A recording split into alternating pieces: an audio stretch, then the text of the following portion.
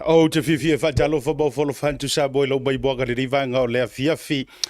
Ina ua whamiru te wajai nei lei tu la e wha e le taimia matou ni usira nei. Ia, awa fo i lau wha whoka baua sa moa i tafa te tele o le rei lalo laki fo i, mai se fo i o le tātou porkalame. Ia, o lea ua tātou walu i lunga o pea umangalu ngalu o le ea. E whai atu i ni usira nei. Ai longo I longo a ai tuli manu e wha o le nei la lo langi. Fea lava le aturu o le a fo I le taimi o le a fo I le aso o lo e maua mai ai. Le tautua ma le au audanga a le Blue TV ma le proklame o le tauta iae. Ma le manuia tauta iae, ma le malo tauta iae, ma le anga le lei o le tua faiva lo tātou aturu. Ia o le tau au na fo I le nei o asiata fale malu pi o vaoliko. Ia, o le fo wase e mai lunga o le nofoa. E tautua oe le atunu pele, e tautua oe le atunu mamae ai whaatawha ai ona fōru le loto. Ia, o le atunu o lo tātou whaasirobanga, ia o lo tātou tofi mai le tua. E le dei fo ia so lulu ia mandou a so dolu se fulu le masino iulai. Fio la eli. Wa uma fo iulai la kouia. E sa o le whaafinge ua pated fo iulai. Isa o ile mala ma ko mai sa vai mai o patet fo I ulai la ko bia to tasi ale aso tato fa ma vai e ai ulai ai tato fusi ma tato po mai tonu au kuso ya ma tato va ai po ani manui o le tua o ani ai o le tai ya ai au mai au kuso la to ai na o to tau la lango mai mati munga ya ma do ni usila dei ai mai se o au kilani pe te li lopo to maua mai le saur ki mu le sau ya manto e fai o le malu lu po ma va veau ia a o le tūlanga su fo i o le tau o lo o iai le taimi ai ui o lea ia tātou whaamua ia le tua o le ola o le tua o le malosi umalava a fai e fai mai upu o le tusipa ia o le langi o lona no foali a o le lalo langi e tutu ai ona a au. O longo winga la, pe anto e whawhaingo fio ngā le tua. E maia I le langi, e o mai le lalo langi. E le ai ma se kako meo iai. Pe hai tango nei e fua whaare ma fau. Lengo upu ngā tuis pai e whamai o le langi o lona no foali. A o le lalo langi, e tutu ai ona a au. Lono winga. Maia I le langi, pasi mai le vange ngimo mao ma mea uma olo iai, e o mai lalo I le lalo langi por fonga ele. Ele ai ma se mea oe, ele ma se mea ua o iai. O mea uma lava, e ai e o vai. Lono winga, ai ai langi mea kako ke mika mo tātou whaafetai ai. Whaafetai I le tua, ona o mea ua ia fua ina mo I tātou. Ai maisea leola. O te pese pea ma o tata longo ma o fango pea ia tātou sa moa le atunu pele. O le ulua I va venga lava I lo soifua ma lo uola I aso faisoo. O le ala mai le kai au po le maleifua mai whanunga le lei. Ua foa I le si aso ma leola. E sa ola ukala. A e sila fia te agree la utala lea o le ulua I miracle lea. And the very next day, a o le tau te a ngai a so uma ma so upa. Nga e kango le makua omi me ala ulavi lungo le prokalam. Weda o le te mai mo mai lungo le tātou Facebook Live, po le te mai mo mai lungo le tātou YouTube channel. Subscribe le tātou YouTube channel. Tua I e wha mamafa I e sau love ma sau like. E ke io e ngai, o le ulua I va venga o le aso ma le aso. Le ango le kele o kako. E tātou te whaatalitali ni va venga te tele. O le kele I o kako ki whaakarikali le afi whaangiuku. Eoi, tātou te whaataritali se hao. I se hao kele walanga o le kaika inga ngā whao ngā e le atua I le whianga inga tuai. E kaika I airi whangau ngā isa la elu. E kaika I le afi whaangiuku o se hao. Whaangiuku. O tūlanga whabena. Ai, o afio ngā le atua in. Ioi, wa o ina tātou whamai. Tātou te le toi sava vali I le tino mai o mea. Ai o le ua tātou sava vali I le whaatua tua. o mana tu e mai singa ma fo fo fa le nganga e to ma tau waile a ma tai no le tato por kala me le tau tai ai e le rifu va ngo le viafi ke lo wa uplifta lo sa o le fa fa fi wa uplifta lo spirit i la fo fo ina no fo i mai ai America ele o se si ku ke vo e fa pe mai o ele ai ke o la fai ma e o la fa am fa pe mai nga lu ro ka ma ro wa ke le mai nga manera no it's not about that lai mara malama lele au Amerika ila utala le ute fai atu.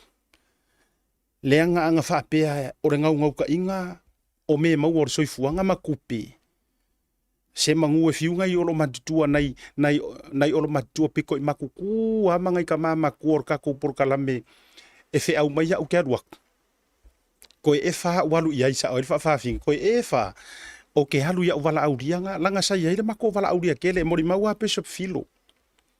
Sa yai nisi o wala aulia vo ilele mo le lunch o le breakfast sa kaunga fai aina o filifili au ke fia o so walu ngai lo makua matutua o le winga la lenga fai la ukala pe wa uplift ai loka loko o le manai o na ia mantou moment manai tamama tina matutua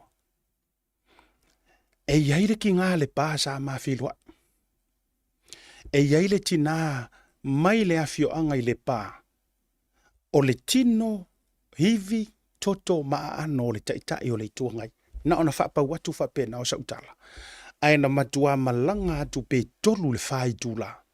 Na malanga mai e sawi i Taylorsville di Utah. E sawi su e ia o se i o mawhilwa. Lai mori maungisi sa iai le festival le sai. Mawhilwa iai masiki ngā makua lea. Whiloa i loi maka.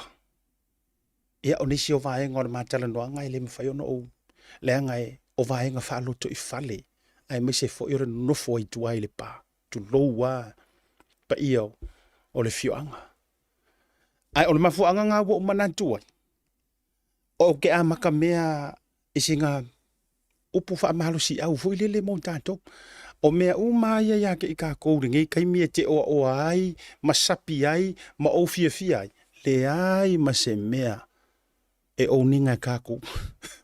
Yes. O ka vale ngai ke tae nai, o fale ngai ke se e iai, o tupe nai te matua e ai nei taimi, o a o malu te mau a inga, e le ai ma se mea e pilong ia oi. Ma, o mea uma, langa or kalangar kuspaia, o longa ngofo alii o le langi. A o le lalolangi e kuku ai o ngā au. Lono winga o ka se umi o le pule, ngā pole pule a ngā le atua. Mai le langi e o le lalolangi.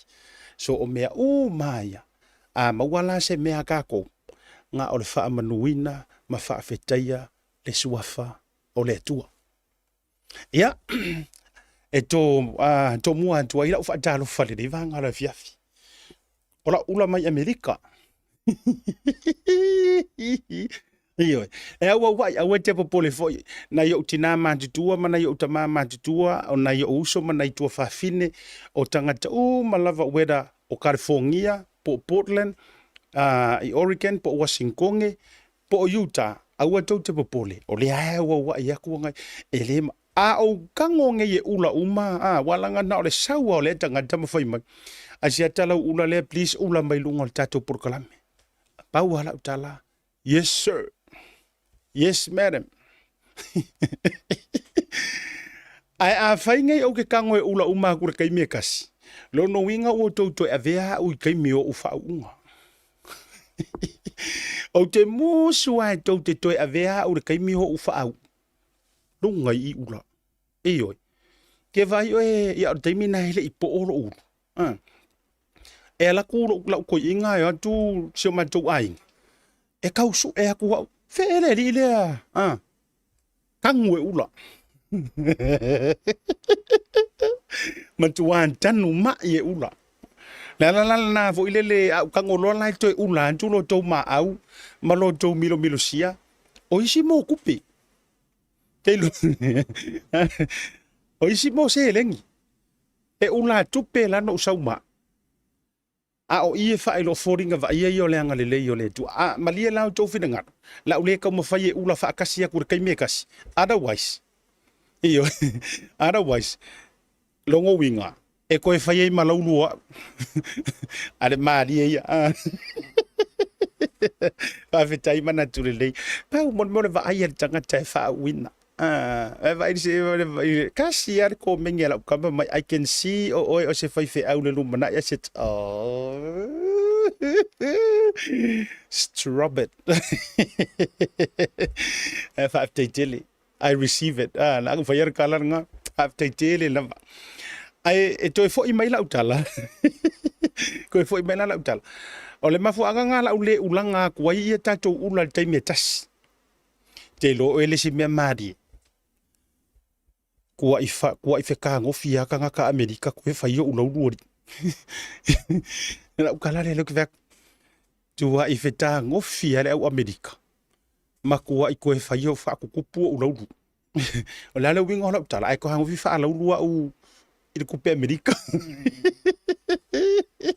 iyo kapo mai lo ulo iyo kapo mai lo ulo va pinga so ni o ke vai ku desi aka nga po e desi va nga sorry peye ako ku sa ile ako apa ya wa le tala vinga le a fa le ku no wa mio ako apa lo ulo va ku ai vai ku peye ako ku peye ako dola mai vinga le lo ka ulo so a talo fa tu le mo fo lo fa e uma mai ala le ngai kausanga ma le fai unga o wa ia mai lava ia tato ula o ke kango a wa i mai tato ula nei e ula tu lungo le tanto proclame lo no winga la o i le fa sa o ma wai le upule ele ko apa ai ako kupi wa matua ia to tu pe Amerika ro ka ulu ai la mar ko inga kanga sa uma moli mai manga po o miro u iyo ai mal to inga tanga ta fuile ai mal ka fa ale po puire nga wa ma wai mal va no pe se me ala ka ya ti va yesiva mai yo ko tu e lo ngo fi ale po pe po alofa I like that photo pe se po alofa va ngan mai tu ya fa pe po e ngo fi a pe pa mau e se ko fa rongo ku we pise 50 le ai la marco inga le siko inga fa finge nga pe yese me kai fu nga le ya eso mai ya mai tu so okay kero yo ke yo ko ngengo fu nga le rum fa pe we fe ka nga ka so ya wa ma wai fo malo wa no te po o mi ai ma ya ele fa ina le o le mesidi o release mai le ngale fia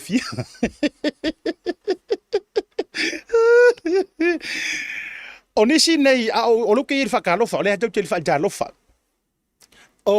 onisi ne o tangata sa o fe lo ai lo ko le ka le lu o le ta le o le sunga ya pepeli masiona fa le tua e makaukia ya le la wutu na jurunga le fa le tua o le sunga ya pepeli now to ai nei tasi nei wo mapaanga mamai le tatu to ya ma le Blue TV o le sunga ya pepe ma siona fa tu le ka laki kala fo ile o pese fa sa moa matulanga mala ai fa fe kai wo mitai pioi fa fe kai wo mitai chole o fa yaku pepe o ngā whea o e wongo fo iei di.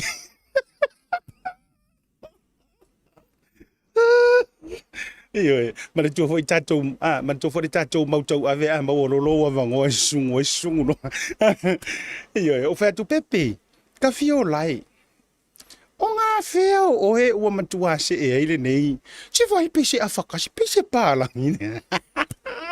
Ele mai ka mikia alofa tele atu se le uso matua ya pepeli e ma se o fale tua ele ka tafo ila ia o le tofine ya ema lausen fa pe fo ila ia le tina matua ya vai tupu o le levang o fa longo i pese ia mo pese ai fa to a o feiloa ile tangata na kusia iyo isi pese ia le ka ko ke pese ia o foi la ka mo savea a fa maopo mai la un ko savea malonga leo e fa deep mai le voice o la ka mo savea le pese nga o pese a le fa to a o fei loai ele tamaitai ia po le tina ioe tamali io le tato wa tunu o le fretua ia vai tupu o ia lea sa kusia le kele o isi pese aka o kai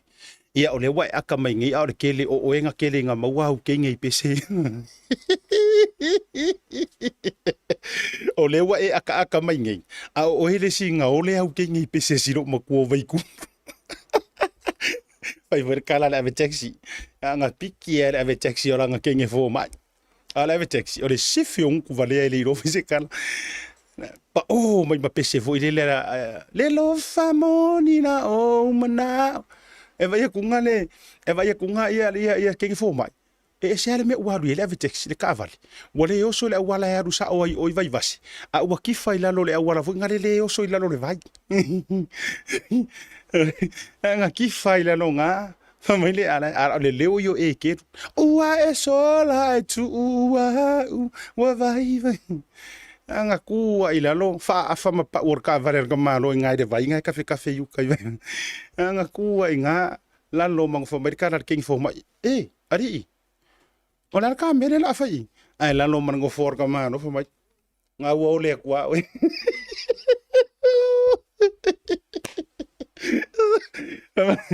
mai fa lo nga wo le kwa Maka ko vai kangu. O pese las ko ingo vai tu. O yesiro matua vai tupu. Sorry. O pese kasia pese nga. O le ke sau fai mai ngai mai aka mai. Ale wa ke pai lau kama malau kenge ngai ala wa mai. Oh, ia la le wa maua. Mai ko asi. La waka usa o mai an kamaro sa mawai malau kengi fa fetai tele vai tupu o tele urungali ina fo mai alanto maftanga ono o pese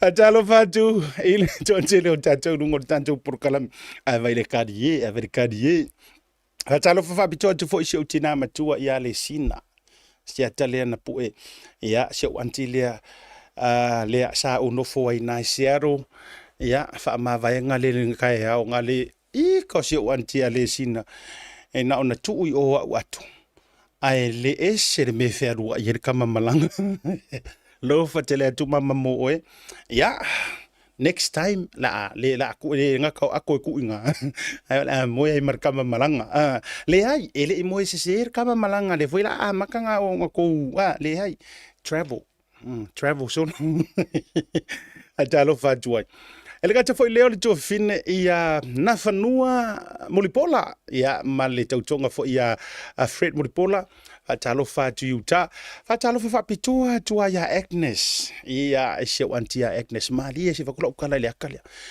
o le tinaya Agnes e fa inga luenga il fa tupe e fa ingoina o le PC Financial Credit Union tele tono America le na wa makwa ma fo mai le fa kupe ngo waru ke siasi le kile ya do e fa ngo waru ke siasi ai mai se foi la ia o le tama ita ai fa business ia Anna Pendley Frederick i California o le fa fitai o lo loto soli ele fa mai ele inga luenga tamali ima fa le tua ma tausi mai se foi o le tato tunu o le ala le ala i onga o sa malaina le mata upulea o le matua le longo le o upu ye fai mai so o ai ia nga ka ia le malo i sa mo balanga ua pese upenga o pili e kau ai fanguka o le ua le ko ka ngei ka o le kuanga o le ko pare mia a ua matua longo I longo nga kala fa mai o tatou tanga tata tu lo fa fonga ne tunu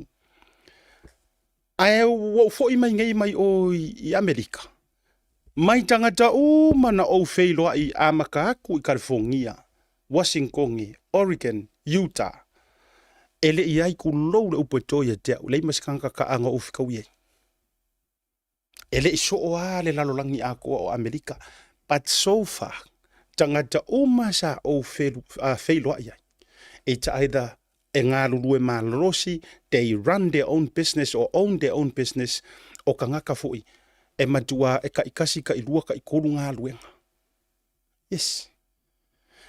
O le whaafetai la le nā o lo loto. Wo ka halu e pifo e har ka maukoma. Ka maukoma fo ilea lea e kaure karikongu a le so fo Yesu fo mai fatu ate le tonu ato mai na uvai.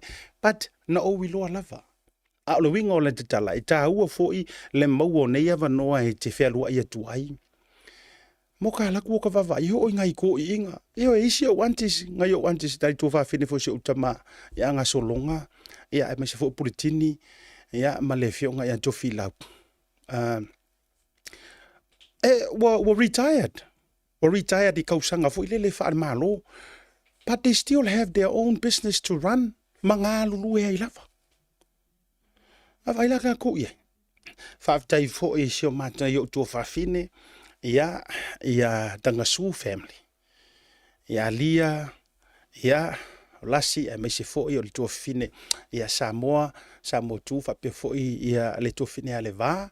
Ia meise fo nei o tō tei tō lua. Tō whaare vai malai meise fo i o nei o tō a tei tō lua ma whanau. Whaaftai te le lava. Na sen mai nei nisi o matai o le nuu o Utah. Ia le lako makamakanga le anga poko ia nga while au wari I whai upu i o le atalo whatua ila ia lea. I le whiong. Vai o iai. O le tale o le se furu le po o Utah. Pe a fua i e kaimi. A le poto ai. Ia le uru moenga. Ia le sunga le a taua te o matavui. Vai tatou ia. Ia o nisi o suafa malava. Mana i o lantou a whaletua matausi. E mai moa matapu ai mai le tatou purukalami.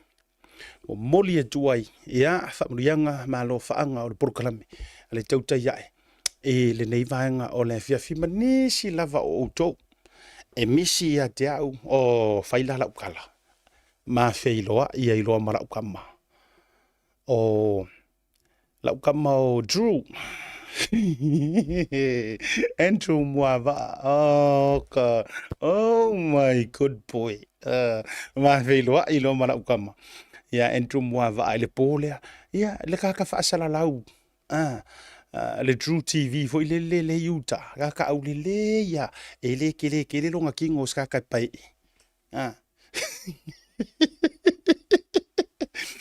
ma feilo ina ngata le ma feilo inga male se songa le li fa sala lau a o ma e ar ka malo le FM ma sa mo Andrew Muava tama ma tu o fa sala lau aya fa pengi si fa ko fa sala lau mai Andrew America le ai o leva fo ina matua io lai ai kori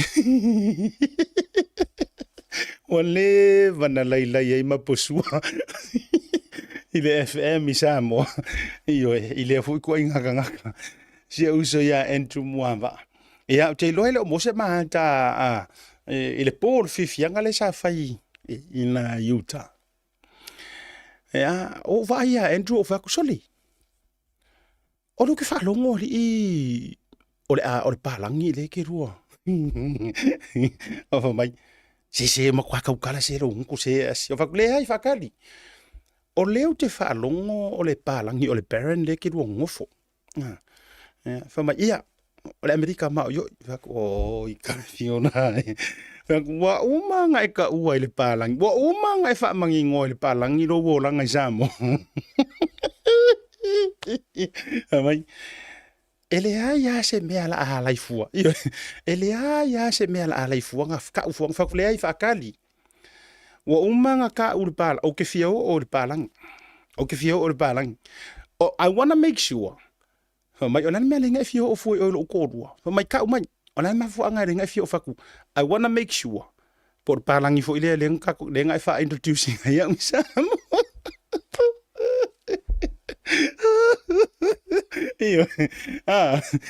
I wanna make sure or the same parent lea lesa e introducing aya usamo fa mai kula ya o kere pikia ya ma lo la vai te le uso Andrew Muava na leila fai mata utino awalanga o te lo le fai o le tala fo ile le o le urupo o le urupo ai le ai ese ele o le palangi ese le nga ele meka o le palangi Skokilangi ele meka o le palangi Amerika e ma le meka o le palangi Samoa esa o kuaka le ave pasi voi le o te lo voi tu anta le ave pasi ska ko me uri Samoa voi le e fa pe ma le limo kuaka la nga solo le ko mikia onga Aku kule rusu senge ya kongi fa pe limo ko inga kongi ai se vale aku i fo mereka ki ula le ala ule ka u ko nga la ko lima su senge Amerika fo nga nga la ko aku ule limo kuaka e fa rongo kuaka e se ale mama fo lima su senge Amerika e se mama fo ka i lima su senge Samoa lo ngo fia ka maro nga kuwa pe ka mama fa kilo uma kuaka lima su senge Amerika mai ele o se meuli American meuli ele o se meuli Amerika ya nga e se al palangi Amerika e foi ma meu palangi Samoa o fai la utala a o ia ile po muri ya ngai ka kuka a o ia ile po muri o le matou fia nga i California ala le levanga ka uma mapo sa ungang hila le sika mai o le kei o le sunga ia o ke rei lo foi o kei sa tau iyo o le au Creighton o le lo ke vai aku ile si mafinge le nga ia i mako fia so le o le makua palangi ka iro foi le pa o le palangi sa o pe ku kusa mare pa o le o la ngi le ai kau mama po asa ungang o kau fai aku ia i makau ai fa Samoa mai nga au ye sau mai sa tau sau mai fale anu po sa ka wisa ole niso la uka mo anguki alosi fa yaku ka fiola e kiriro mai le heavy oro ma fau e kiriro mai le heavy oro ma fau le ma fau ko giki pala la si mai mo ala fau ine ka ma fau ngo se ngangu fa yaku ya oi e ke fe pasi ya i peilo i lo ole lang ole ngi ya ri ore ko ai sa fa sa mo ole matua i le ore fa sa mo giki sa ka wa ya fa talo fa tu ile to tele o tatou lungo le tatou proclame ya me se fo yo o wo ma pa anga mai ya Amerika au se Italia ya ai me se fo ya o ni usile dei Samoa sa ofso ta inga ndule e tau tiri atu malolonga fo i mai loa ka ko ia no fo i ka ko issue na maua sina ofso ta inga sunga ya le atu i Samoa me se fo yo tupai le atu Nelson ya me se fo tupai maseta ya o la enjoy mai le fo i le reunion na se matua o ngai bele le loto CCWS ya ayo fa fonga mai fo i le matua fo i tau sanga ya walanga o le reunion combine ato lava la lo fa ye Samoa fa talo fa do ile Pristine ya le sunga le atawa asiata Jerry Brandt ya me se fo i o le committee mai la to o ngafa ma fa fuina o le fa mo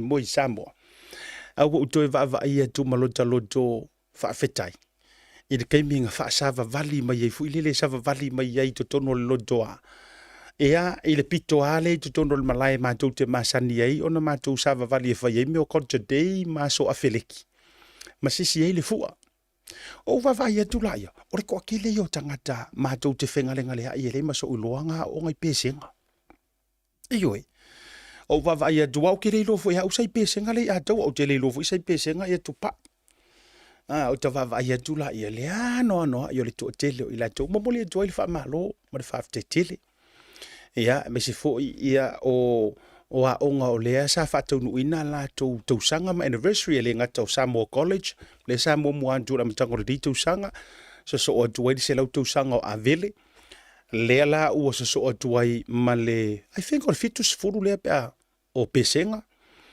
ia tu fata sima vaiola me sauni atu ia o lela ua a matalia foi i le nei vai aso ia feilo inga o le selau tausanga o malisi la tau ia so o le matua tele lava o nei mea uma lava ma nei reunion o loo iai to tonu ma mio ai to tonu ma le sao tele o tama whanau o Samoa ia kungu i fafo. Mo le tamau a inga o si o tātou uturu o Samoa. Me la lea. Oe lea e ke ngofo mai Samoa, a o lau mausa lava o lau mai o le leo se mako aonga. O lau a lea anga wakau, o lau ngofo e fai, o lau le fai ngaruenga i Samoa, e fai inga o lau aisi mai ngi kad, ma e aisi ma e fee mai ngi kupe la foaku. A e le ai masau mea o fai e ka mau a inga o Samoa. Susuangi, ma e kala a awangi. E ke sila pe ke alu e fai sau research, ma su e so elelei. Pe fiangi kupe maua ngei masinga. Ona o le auto va atu, o tama whanau o le aonga pe senga, vaiola, sauni atu. Ai mai se fo yo malisi lona tafa te tele. E fia, wala va onga ngai lua. Iyo, aweke, awa e alu no esu e kuma avele, ma su esu e kuma korisi. E alongo winga ukako karangoa re fai kaufia milionga. Ai nao na ufa yatu. Oe lea ke masangi rau mea walanga aka fai kau paku ngei ko mengi. E ho ofo itanga ja ole si tu e afuai ona o ufa noa noa. Ai ole afa ala utele le mata upule le tato fasoa. E ho o aie o lo fai ngaruenga le malo. E ho ofo inisio tai. Malo, manisio alo e fasingo ngai ie o lo tai ia le flea tunu.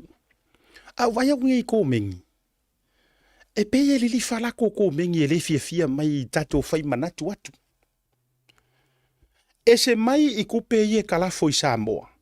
E se mai I kupe au ngaruenga wha vai kaimi e koe wha fo I Samoa. Ai si kako fai ka wifo la I kulanga I le malanga le le malanga kuaila ngai kako kama kuai ngai o a onga ngai. Eoi, no vai fo I le si video le sunga manatule lei. O tau mawhai e wha manino le pitola au le langa pia I ese si nganga kau whai maisanga songa fo I fia makau kia. Ako si sila mai la iata le wha fifilo iatu I le toa I tau nua toa malisi a me se fo nisi fo iata le ambaua mai mo pesenga la tau ia ma o ngā ekalisia. Sioki kulo wa e nga o ngā kaua o reunion anai ekale a lotu fo I sari a o ngā ekalisia. O le kele o le au ingu wha akua kuvale. O le kele o le au feingu pakakore feingu. Aro wingo la utala. E matua run out taitu langa o alcohol I Samoa tu lau. Yes. O luki vai o kule major sponsor fo I o tu langa I le Malaysia o le taula. Believe you me, o le amakuasi yoki uma fo I tu langa tau I fangu nei to tonu o Samoa. Leanga o lai, o le tupe to e sasaa. O le tupe e to e recycle to tonu. O loa, o le asi ikia ku inga whakau walanga ele ngaka inga waku ka ngaka ngei lako reunion. Ai o atua, ima mawai mawangoa e whakuku moe pusa I sa ngai. Ana yo latou ai ngai Samoa. Ioi. Ele ka nga kasi le aruaku ka ngaka ngei. Ele whaapea a uaruaku le reunion na pese nga whaatita inga. Ngo uaruaku ai a lea ngofo le hotel. Mo whaamaka kasi ai a nga o pese nga le reunion. Ai whakuku nga ile ai nga le ai.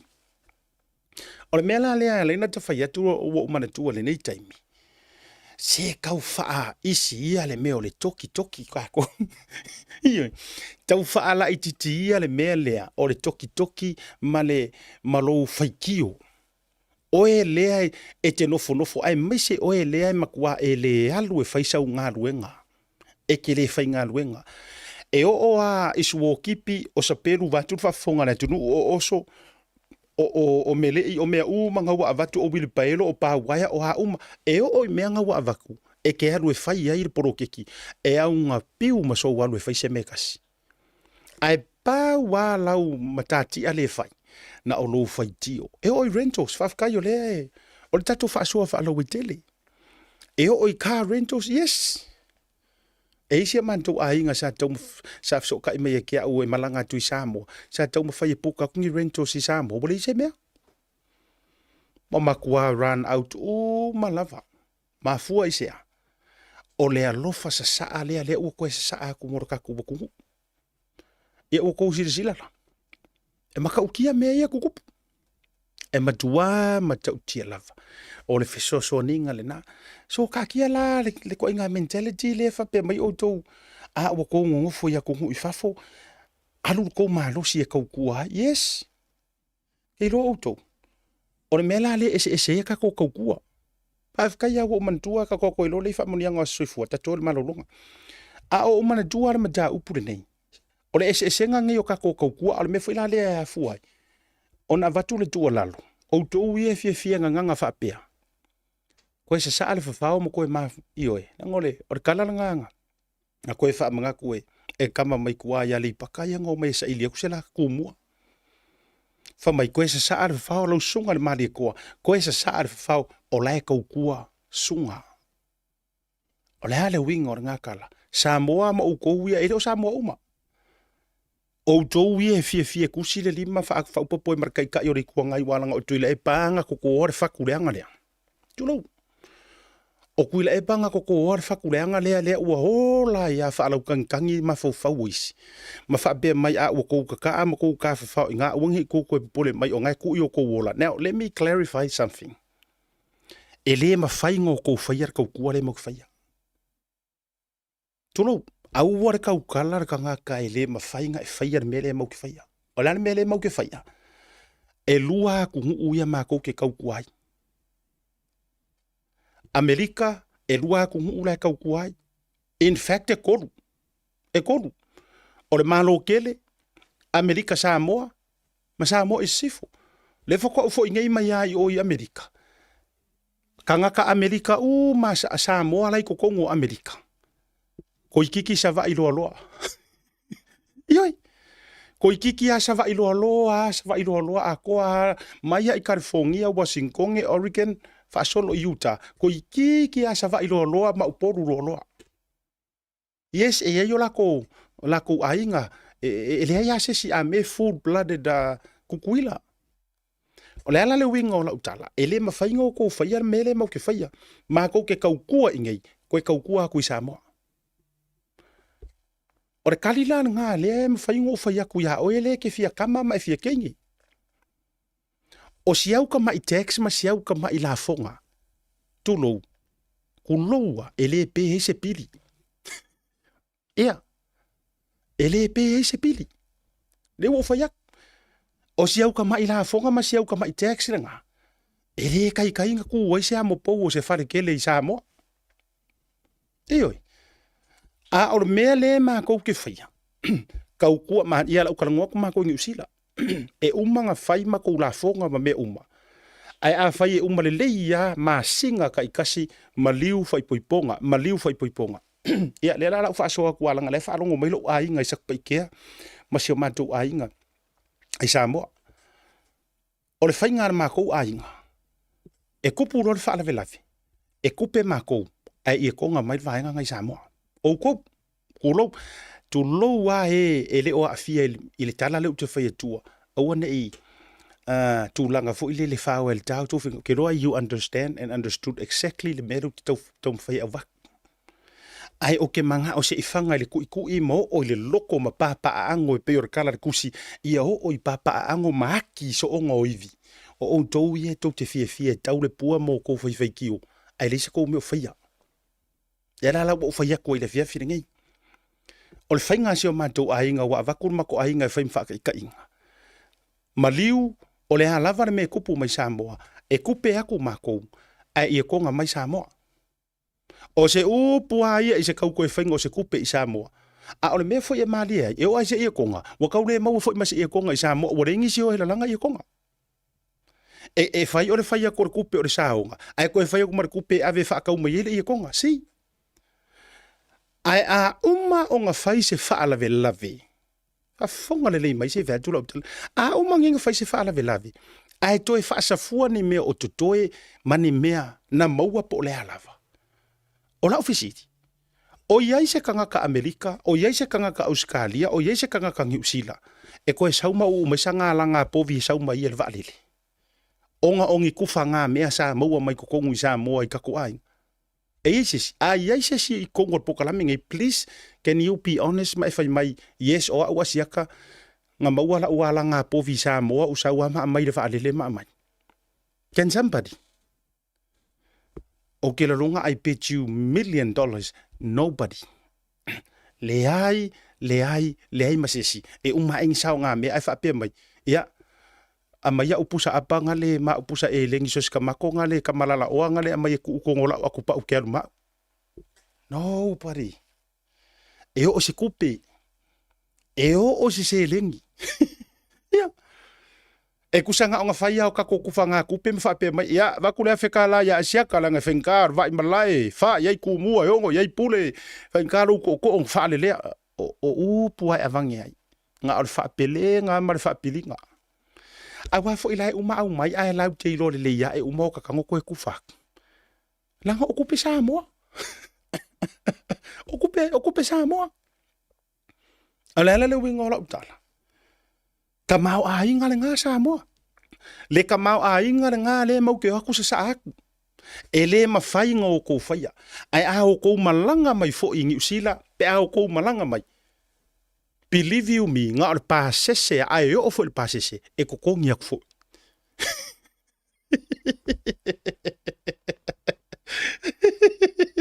sa ai ke ni Daniels yeah it's me au kai minga lai pa lai le ngar u ngo sa we manga o to mo mai lo wingo la tala e o fo ila pe afa pe o le akulo let's talk real ka ko kala ngoa true story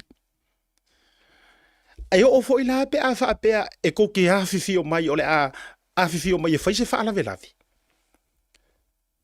o ie konga yes ko ke o mai mai e konga a o ye fa kupia e ko ava ko fo ile kupe ko fiso so ngi fa asu e konga ma mai e ponga ma me uma wa fo e mau ke ko ngi aku or pa se ko ngi aku ai ma e konga ma paunga au mai e pa wala o me fai nga o le city pretty lalo ko o me va longo ai fai me mau maka nga kai rungo le valile pa wala o me fai o lo sa unge tik po le ala o me tau sami e ai mai lunga o le valile ma e lele mai e ke sau sila e ke alu i Australia e ke alu i Amerika wa ke ia o mai ro ma fau le me ngi e o ki plan e fa so ai ona wa tu wa ai le alo fa sa o ka ngaka maleanga le lei o lo puru nau e to fa fo ile manuia i Samoa le ma fu ai ngo e fa so ma to e fa mana tu o e fo ila le ke fia nga o kala kalo si ia ai ulu fia lo ko nge fia le nga o fa longo ka ka poko e fe kala i mafai ioi o le fa longo ai ka ka poko se fa longo ia mala ia ma ve ese ia masui ia a o mele ia yo tanga dai vai ia o fa mai le kala le kuspa ia wa o ke fia ka di o ko kuspa ia ona fa mai le tala le tuspa ia e fiu la vale mala mai fia susulu atu le pongisa e pongisa la tata tu fa mulia ka soifua e ko fa o ka ko fa so mani so tato isu asa soifua o le zunga ia doctorate so le ke ro e ngor kakalea o maku wa i paso lo ma fa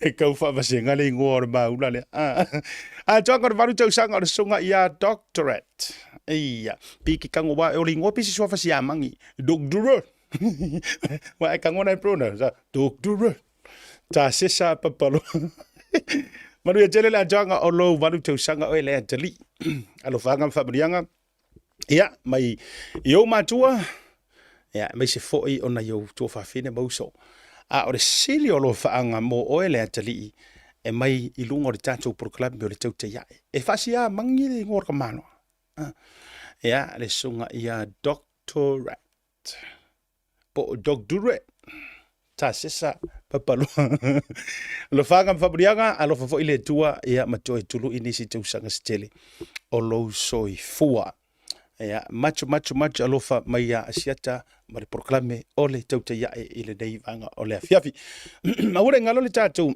fa fianga le eila le fa fianga mo o tua tula Mount Fao ma le la tua i le vai so na tua va so na tua i le tau salaba e le aso to na ia se fulu o kuso ia o le fa ilunga ile lua su tu sanga o le Mount Fao mai Australia ma la mai ia o te Rodeus fa bria fo o le galo fa tu tickets fa fi ai ia the one and only as wow le ala I tango mo Felisa Mikaeli ia me se foi ole tama tai la wi lo foi ia to whakameke DJ Magic ia marisi lava foi fa foi ia le Mount Malaka Band astona I ona tua o le afafogaina ele the one and only le atua Savea L Harrington Lavia ele foi fiafi ia fa tau so ticket lua se folu ta la pe fa pe te va vealu lo ile tau sala se kaimi o ngi yaso a se o va yaso le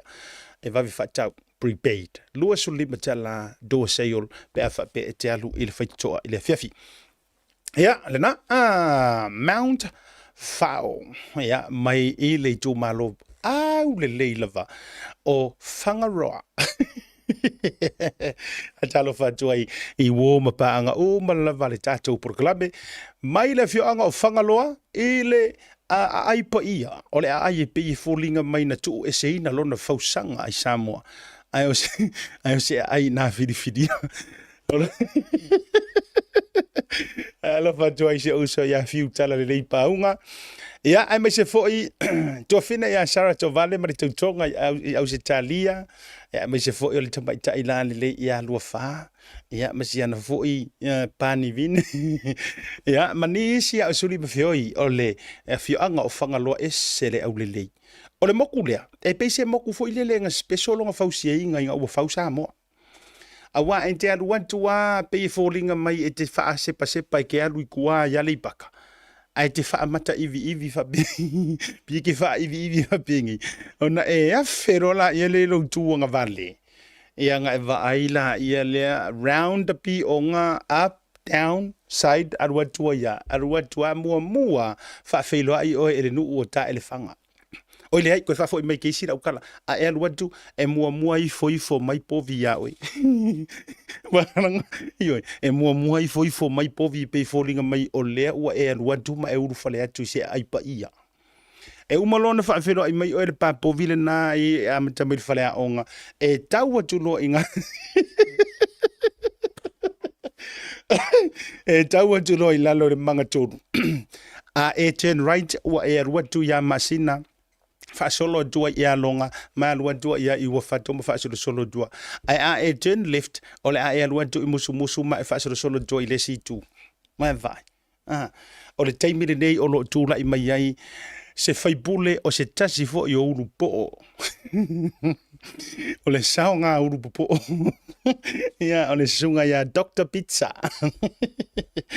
ioi mau ia Joti siosi ia siosi pizza wa umasangi ia lena o ina e malanga mai ai le au fa ile le Mount Fao ai o le fa fianga tele la ile fa ungor vai so le nei be fa pe o le na la vai tau su e po fese me fa ye yo vai se su antula ile tula fale sa mo bo le club orator e o se uso ia ben vili ma le tu e tu wila o ina leo le afaiai I le fa mo le nei o le aukilani Samoa Business Expose o le afaiai le siva fa pitoa le nei I le aso to le nei ia o le tatou address le na o tu na tulunga fio atu matala tu au lango suanga o le 10 tala se furu tala le ulufali ta dala fai to o le tala valu tapunia se ina ua matua e le loa lava se mea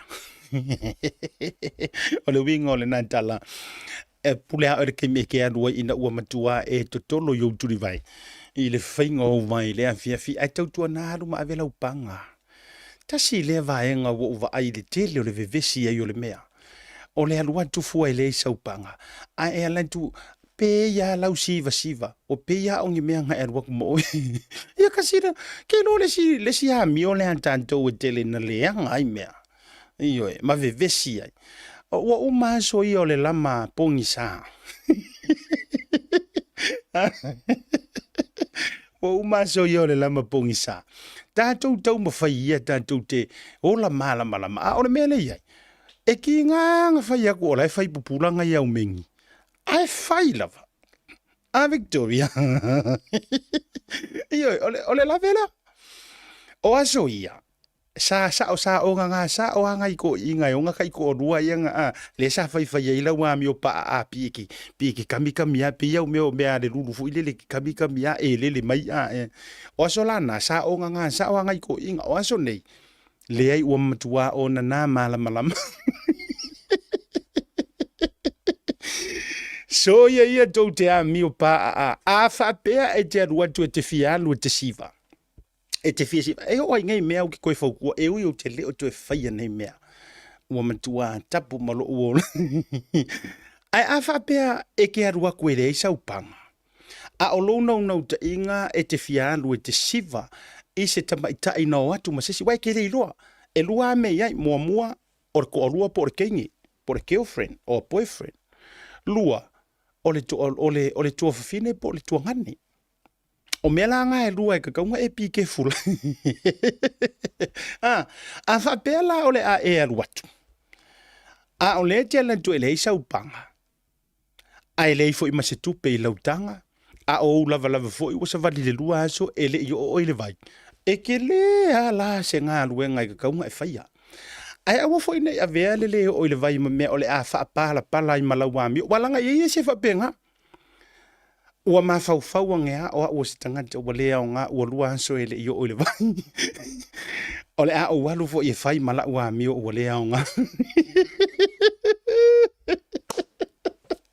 oh my good boy wala nga i ska ka fa penga fa pe ona o tele ita ele ole a o wa mi o fa le ta ele ai fo so ya ko ulai tatu malolonga a foi mai tatu we tatu fa so mniso tatu news update. At SMI Hardware, we understand the strength and resilience of our island and its people. That's why we produce our own ColourBond iron roofing right here on the island using the finest materials and expert craftsmanship. Built tough to withstand our unique climate, our roofing is designed to last for generations, providing unmatched protection and style. Whether it's for your home, business, or community project, trust SMI for quality and durability. Our ColourBond iron roofing is not only strong and reliable, but also adds a touch of elegance to any structure. Engineered for performance, our roofing stands strong against the elements, ensuring your peace of mind. SMI Hardware, where strength meets style. Proudly Pacific, proudly local. Visit us today to find out more and see why ColourBond iron roofing is the perfect choice for your next project. Talofa lava, Tasi Market is here at the Mangere Town Centre, the heart of South. Fe mo tupe fa momoli. O lo ava no fo yo tatu ofisa yo tara o tahu huba mangele o tatu la la silia mo le fitu se fulu fa sopoli ai New Zealand. Mo disa fam talanga bala aule o barcelau o tasi ono po no bera masani au kilani o le lua fitu ono fitu iwa fitu fa po le lua fitu ono fitu iwa bar fa Pacific Easy o la ba anga mo tupe fa momoli Samoa.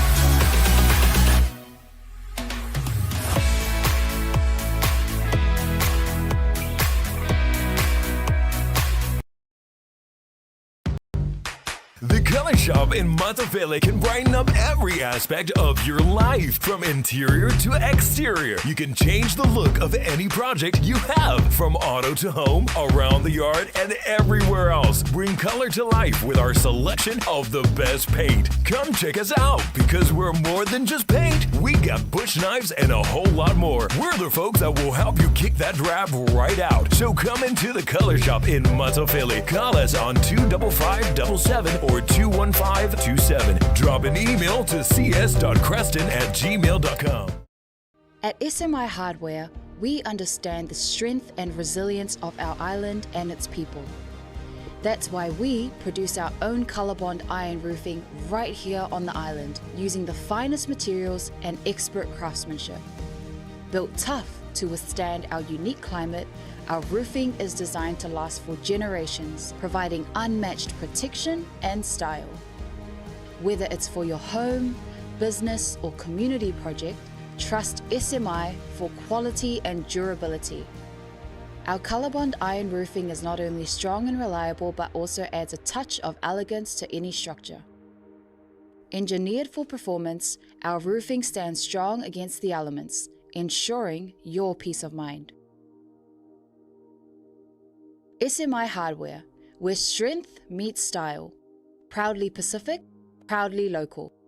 Visit us today to find out more and see why ColourBond iron roofing is the perfect choice for your next project.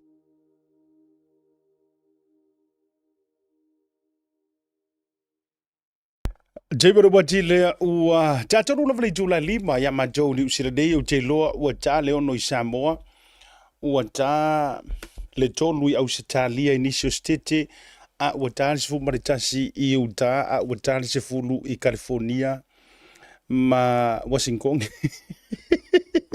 Mana ia o lo o ia te mana mai fo i le struggle life ngai mana inisio tangata mai se lava America. Ia ile stay awake ma le stay up mai moa ma mori bowina ma tapua ile tatou proclame. A talo fantu se mantou fale na se mantou ai na to fafine ia lia me se fo sa motu. Ia oleva. Ia mataula sim auto malava. Me se fo I ole uso ia tautelaso. Lea e mafuta mai ina I Utah. Ia matua e vai fa foi la fiafi. Ia ma fa nga mai matu maki makua fa le ukele lunga ka ku por kalame. Ia. Ele mata ina mai ol por kalame le tuta ia e rungole Blue TV le vanga ole fiafi. Ole atato wo na inisio vaenga e fa tau ai ia matato talanoa ina inisio motunga fa ole fai ona taunu mai. Ole vaenga le ile tatu tama tai pale mi le fionga le safa pito fia me na mi mata afa ile case foi le ma le former attorney general ia ma river beefen ole la ua mai ia le unga ua fa le nga ina ele fa msidonga ma ua lunga ia le tangi ale sa vea ma loye sili ale atunu u fainga malo bo tona iantu le sa ia moli ai ia le fionga tama tai pale mia ona u fa malo lohina ma fa mutaina lana au onanga ina u ofi mai tonu pe u fa tu lai ia le fa tu le tu sa mo u tasi le filifilinga la tunu ole la sa vela de tangi ia ma tu tasi de mata u puna no lunga mai le o sa vale fa ka usanga ma ka u pule ai fa taila le ua to toilango tonu le tulanga o le fa to fala inga a le fa misnonga mawulunga Samoa por the Supreme Court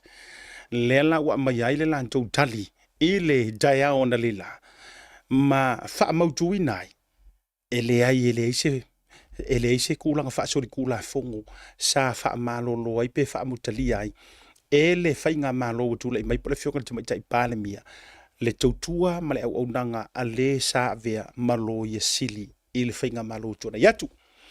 Ia, lono winga lan tasila nei mata upu le utalina le fasili 4 years later.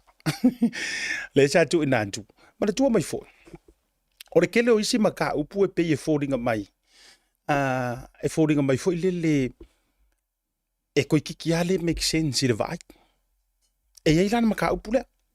Walanga a fua fa le mafaufa. Pe a tātou toe vili I kua lea ka whaia, whātau sanga, 4 years ago. Nga sila fia mai le lalolangi o Samoa. When I say lalolangi o Samoa, au fia i Samoa makako umai tunu i fafu. E o ai le kula i mai o le whainga malo, ma mai al whainga whiriwhiri ngā lea tunu. E se ale mea sa kuku ai, ao ma pia whaasanga i ai, e se ale kanga ka pei sa muri tai, ma lango sua e le sa avea malo i sili. E peo ina fo ile pe na fo matangi e se whaato whala i ngā ale tamaitai pale mia, ma lana whainga malo ina watula i mai. If you're not with us, you're against us. Whawhainga o fiere kala. A ele lango wa o le loia sili e ku mo le malo. A le pia tangia mai o le a utu la ili whainga malo. Wa umar whainga whiriwhiri ngā lea ku. Ai fōlinga mai e se are ka ila e ku malango iai. O inga la lenga makuako sia ilo inga kuakolo sia inga le fionga kamai kai pale mia malanga whainga malo. If you're not with us, then might as well arula mai la kuai akaku kango fie koe tu isesi fa upunga peita ina ua whaia le whai unga aena manu mai ai loilunga markeisle ona ile mawhauwhaula vai e o tangata o tula fono wai pengo ka whaiako e se hafo i e skaili ia e se hafo i le kilo a aloia ma wha amasingo i maka upu whaakula fongo i le tātou wa ai pi sa oa kule wa ai ai asira sila fo i ma wa ai e kama se sengi e kau wa ai a pi isinga kama i pi ongs fo i le pi isin tama i vahenga e se mai ai lela na fu ai ona o mata upu lea ma avero le tangia le sa vea malo i sili mua e fa sanga i whainga malo pora fionga tama i pāle mia fa mai e se e le ai sa upule pe aka ko wora ngana fa whaingo fie you have no authority e ke wha malolo inga ia umro ko finga. Regardless. E te ilole le sona le maanga i ore mele. Wau ia. Ma te tō tatu proklame, o te fia e wha alau tele. Ma avatu i tu o malava, ankles ese. Ai whai ma i eilau wha ko whala inga sa moa. O lau ngā ruenga. O le iku le yo le maka upuringi. Anga sa ungei e mangu malo wha ata inga. E atangia mai i. E makuale aia se winga ma se mahalo si anga o le kamai kai pāle mia. Ia. Lono winga e atangia mai fo i. A wha pe kera wei mai ai lale lo yesiri. E kera wei uma mai a mai si i o longo winga. E akangia mai. E le ai mangi authority e malo. E la ko ke wha amukali ai. Kusa pe ua le anga waa, kusa pe ua le wha maongi, kusa pe ua wha kau ke e mai sesi o tangata sa te tau ona ngā lulu e lango sa whainga malo. Longo winga e mawai isi a mi o whaile lea kako e makuale ke a le au ngai longa makai kuro. Simple as that. Anyhow, o le la ua mai le whai unga. Ea, ua le kalia i ngai le whamsingonga. Ma ua wha mausaliina lava. E sao uma whai unga sa whai ele fionga le tamai tai paare mia. Ma ua wha atonuina ai loa ele wha masinonga ma ua lunga. Le ngakangi. Po le sa avea malo ia siri mua. Ina ia tutongina se tino i tupe e lima afe tala. O le taua o whai o tāpe nanga malavore nei ma tā upu e tutongi a nga ele tamai tai paare mia. Ia. Sa arka meki mako sa vai. Ua uma le teis. E le keisa mai. Ia ua uma foi ma lea teis. Ia ka ilo iai. O te le mai loa. I tūlanga fo ilele. Se i kako waulia le kako porkalame ma le sunga le loia ia sauni. Ia ma le tātou codfather ia le ataua. I lea sutofi. O le tātou toe matina lea ma iei nisi to ai ngā fasiri. Fo ilele pe mawhai o ngā koe apiri. Which is as of now ia o le ua watua lava le fresh news le wa mai lunga ma share solo mai. Ua kongi i fafo. E le wha masingonga e le kahua e whatu mawina lava le malo si anga o le fionga tamai tai pāle mia malana whainga malo ai mai sio le whai unga sa whaia. O le isi tantou mata upu. O le maliwai o le sunga le whaia onga whaipele ngā Samoa e o i Paris na i Farani. A o tu uwa atuai. I tamiru sanga o le Olimpeka o lo whaatinu neipo o lo whaanga yoia. O le sunga i online o whatupaito. Ia wai lo fo ile tamali ia me se fo o le ainga fatu family. Ua ilonga ile tūlanga o whaipeleenga mariati na e o le whaipeleenga i te tonu o Samoa. Ia ai o se tūlanga e whaavau waile loto ele ngata o ainga pele mamamae o le whanau. A o Samoa uma male ainga i tūlanga o whaipeleenga. Io e kalapu atu mua mapule, kalapu a ia maritele o kalapu fusu tonu o Samoa. Ua tau whai whanua noa uma o le nei tala whaavau vau. Ia ono le maliu whaafose iai, ia o le sunga le li whaia onga. A o tuu va e se tuai po o tuu va atuai atunu mamau. Ia isa ili ngā ma lo e tau wala mai ta alonga ale lalolangi po le Olympics. Ta alonga mawalulu ngā ngei. Ai tasi fo isi e tātou tā mafusu le alo le atunu urusunga ia anto whawangali. Ia o le fo isa wha me melo ia ile atunu ua eme se fo ia o le sunga le li whaia onga tā lofa. Ia ua le taulau olo na wha moe moe.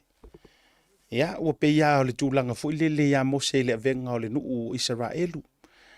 Pe ina o na wha tepa lava. Ia ai pangalea ua le taulau ua le fo ile le sila mamai moina ma va ai le tau whainga a siona dali i tūlanga o whaipeleenga.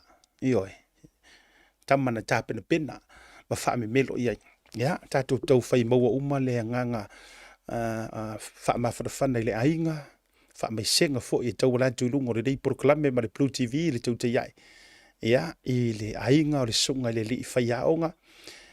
Ia ua te lo mo te le fo i se impact po se afianga o le tau mawhainga le sunga ia ato whawangali lana urua i fusuanga ma le meuli mai Belgium po peresauma.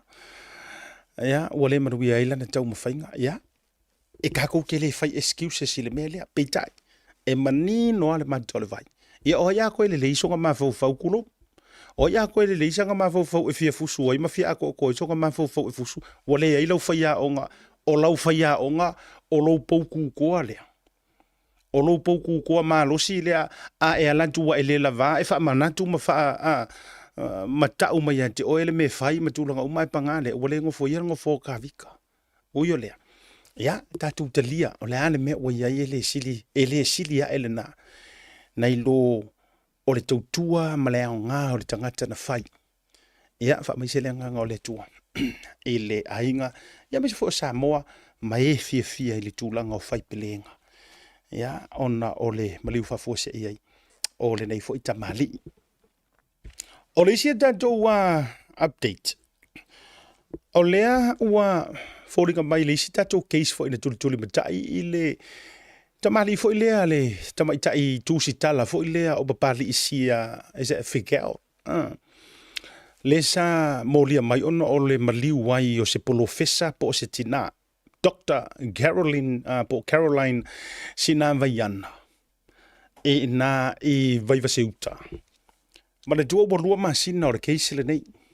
Ia, le ai a le la pe ia tangia mai se otonga mo le silafia le tanto watunu o le la wa keke ma na duo le taimi muli le sa wele tanto otonga mai sa mo e fa e foringa mai o se fa metalanga a le tamai tai le nei e ata mai fo itulanga o le tusitala tulanga me tau art me se fo poetry o le sa failanga kala fo ile le fo mai o ia wa kauru fia le anga le anga musu ia sa kanginga ke faia le fakingonga le. That was like a month ago. Or 4 weeks ago. Yes, a month ago. A o lea la ua toi tūla ilu mor wha masinonga. A o lea wātangia mai ua ia te ena. Ua ia te ena uma morianga. E ono morianga. Ua ia te ena. E au fia ai le fasio ti tangata wha amboi moina. Fasio ti tangata pa ivalea. Manslaughter. O le whao ngā ino ni au penga e whasioti e le tangata tu lou le whafonga le atunu. Pea ngau whaya. Mamae hal porkala mele ngana ai fo le taimi e vatuare ngana tu sao mara ngana whawhengo fie. Ia, mo tātou uma. Ia, manisia o molianga.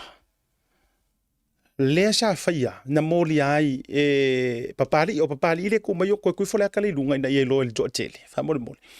o le tamaitai le molia, le tu ona lima yo na ala fau, whawingo fia ngai loa.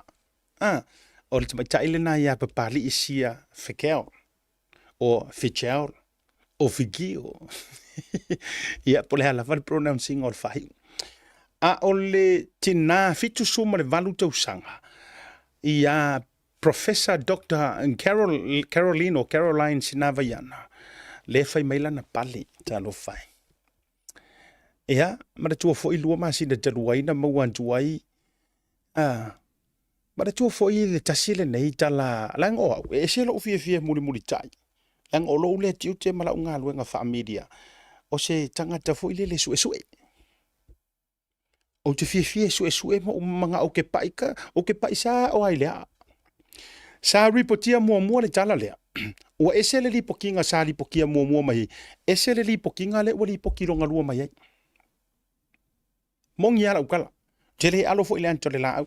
E ese ala ufaikau le lipokinga nga mai mua ai se tasio nusi pepa te tonu o Samoa. Ese le lipokia le ua mai ele taimi le nei. However, ia e tatia tu lava ile newspaper ia ile lantou reportina ole news lea. Peita, ile reportina sa mai mua. Sa whapea lona whamatalaina. Ngā mai aloa o ngā whaia e lea kamaikai, po le tamaitai asia, po papari isia. Na mai aloa na ia whaatinoina lana na ngā yoinga lea maliwai ia le tina matua le po le professor ia Caroline. Ona alu rola ia le kua. Na ta ua mai ale fioanga sa ta ua mai le fioanga tua po loko whangai. Ona alu rola le tua. Iyo e peo le fifera skonga i rengu pori mele alu rola i tua. Ai whamaile le whamatalanga. Ina ua o le tai au whaile la breakfast malana feelingi. Na nofo i loa whamatala le mele o tupu. Ona ripoti mai ai loa lea e langa feelingi. O ngā kangolo leo langa feelingi li poki mai mo mai ave le office o leo. Ma tau iai. Le mea lea ua whaamakalaku. Le nga whaamakalaku e. E reka mai ka ia parisia.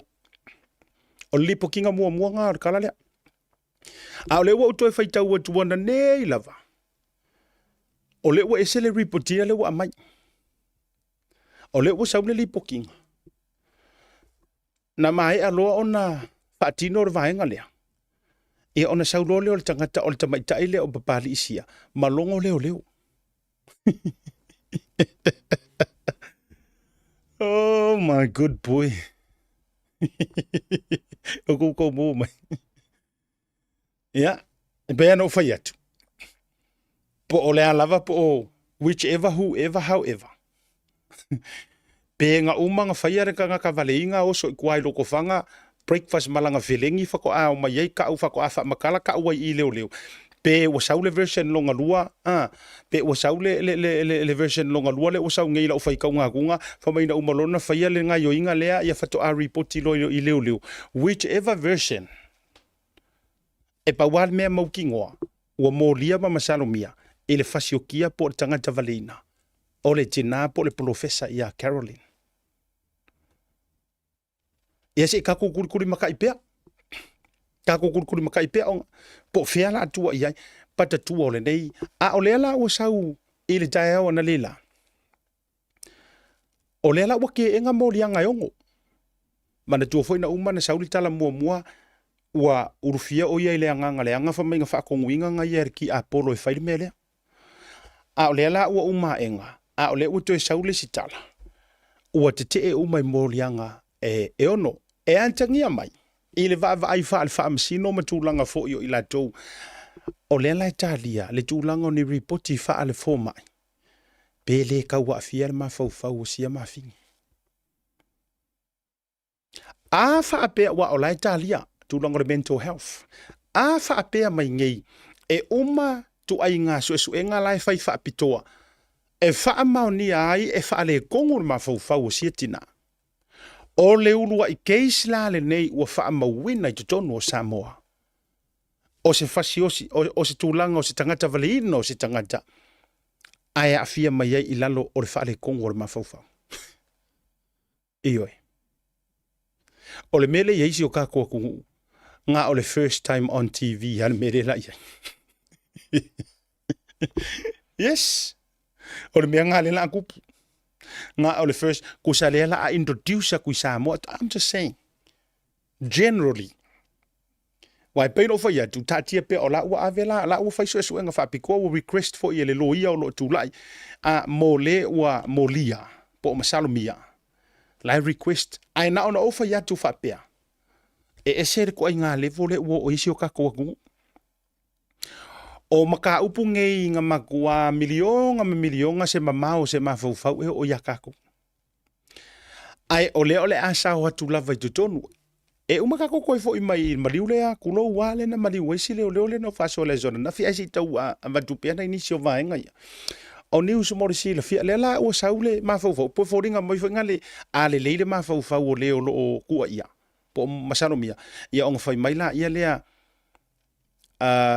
e kike ia po le anga fo ngan ma fo a le wo fa pe mai orki a bolong fa so nga ia fa ia mele Bara or kalanga leng fai mo mai u fa so wo fia ia fa so nga ia sa kang ia le fai mele sikinga sia. Ya ai u le faina. Na ono o tango o to atu. Ai mo le si le fia le tato tunu. Le si o vaenga lo tu tonu si tato tunu. O le si tato tala o.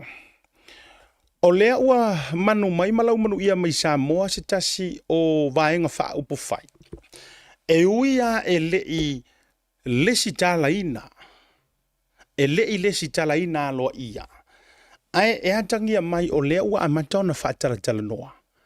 Se tasi o vaenga wha upu whai fau. E taula mua ai se tamali i whai pisi nisi. E to tonu o Samoa a oia foi o se to olua o se minister. Ele teibile dei le whainga malo le whaatua tue le tua Samoa utasi le tō wha morio o whono tipio. Morio le tau te sila mai ia ele se ka ele o se mali i fo i tau natia ma le tau whai loa inga. Ia o se tangata fo i matua publicly le loa le tō tele. Si le fia le lau tele. O ia o le tō lua o le tamaitai minister o tinama tamaitai le whiunga ia muripola ana rosa morio. Ia, o le ke le ia ofisili le ngai maka upu se whai atuaila sa utala walanga le no whaalongolono no whapea uia. E na oni tala e avane ai mani tala fo ile leongi ngai paloa warango se o matonu isa tupaitea. E iei le upu wha Samoa o pupulu a valo mua. E oi, ngau whapea la uia. Inga ua koe fo i mai ia la upolo fesa fo i tamaya asiata fo i lea whaleau. Pouniu. Na tau na pisa mai le to ina fo i lea tūlanga whape mai. E ai le mako paki nga seta e ai le man no whape la ui ai oni nai na oni tala fo i peo le upu tala i le vai mare usunga. Ai pei tai la ina ua o ai atulo i Samoa. A leanga o suafa ia lea sa whailoa mai o fu ele natia se vaenga. O suafa la nei sa whailoa mai e le tō whare vai malaya a siata pou niu. Ia te au telo foi lai moli mauli to telo niso tamani ile aso foi le sa foi le fu a tatou nei e au kilan. Na tau fa soa mai ia le ma fa pe mai o lo o iai ia morio ia manisi o tamali langa nga failo mai er ko ingo ia le foi ile si live nga le share solo lunga le to tele. Ta te fai e failo mai ia nga ia ma se si foi o tamali bo leva foi kausanga o kau ma fai tu langa fa por kiki sai to tonu foi o parlemene. Eyo. Ele ngata ilea ia onisio swafa e tau wa akavai kunga. Sa tau mai asiata ia tau. Ai peo no ufa iatu. Sa ufa leango ai. Ngofa pea uia. Ia o ngor kama o ko inga fo isi kaimi wo kau masang yang palo vo ide le pi. A kau su fo se fango ra kama isi kaimi vantu fa fonga len. A o leala ua alia ai tono Samoa e sa o lava ia le pati fo lea o le afa mo le fatula ina ma lesita la ina. Ai tau la muai ia le tofa ia morio o fonuti pio morio. Ai akangia mai le paki. Ele lango i le whaatuatua i le tua Samoa utasi. Ele oi ofo i le HRPP. E ese fo i le la kouingoa. Ai atangia mai e lilifa e lango le HRPP. E pe ia kangia mai whapenga. Se koe whai akula ukala. e le lango le whainga malo lo tūlai mai. I lau whai tau atu i anawa ma ona e whaapea mai le whina ngalo o le o lo o tau mawhai e le skala inga le pāki. E le i oe i manu lau ti ma values o le fast.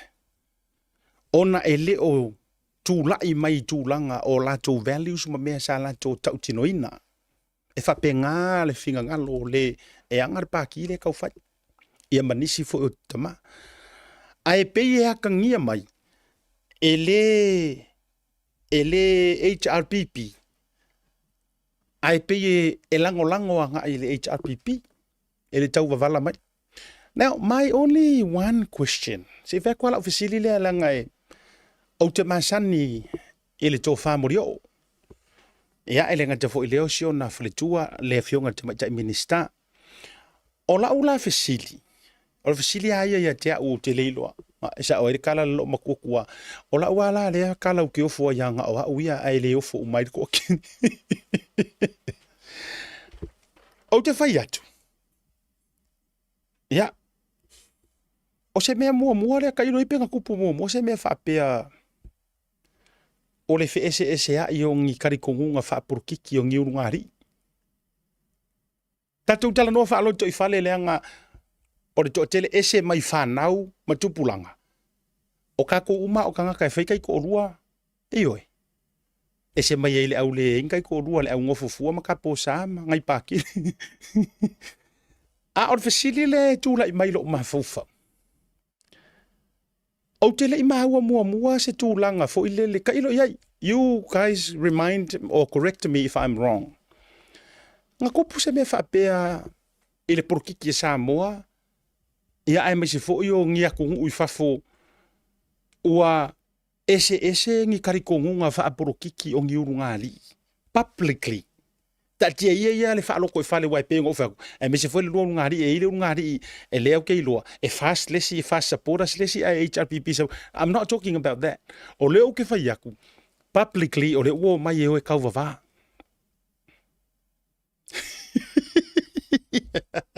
Oh my good boy. O le asau whinga ngalo i lea mea. Whea koi fo i lau kala. What do you think? Momoe le moenga e kasi. Kausa sami le lau ai e kasi. Keu whaakasi lava ka poki e kasi. Whaakuku whaakasi puru mufurungifo ma le paste i le wharaka ele e kasi. Kuro. Kasi le auli whaakasi hei lava. Kasi le whaaka e kau whai kilo umai e wha. Tasi le taavale o ai le lotu. Kasi uma mea uma. Nga o whaku.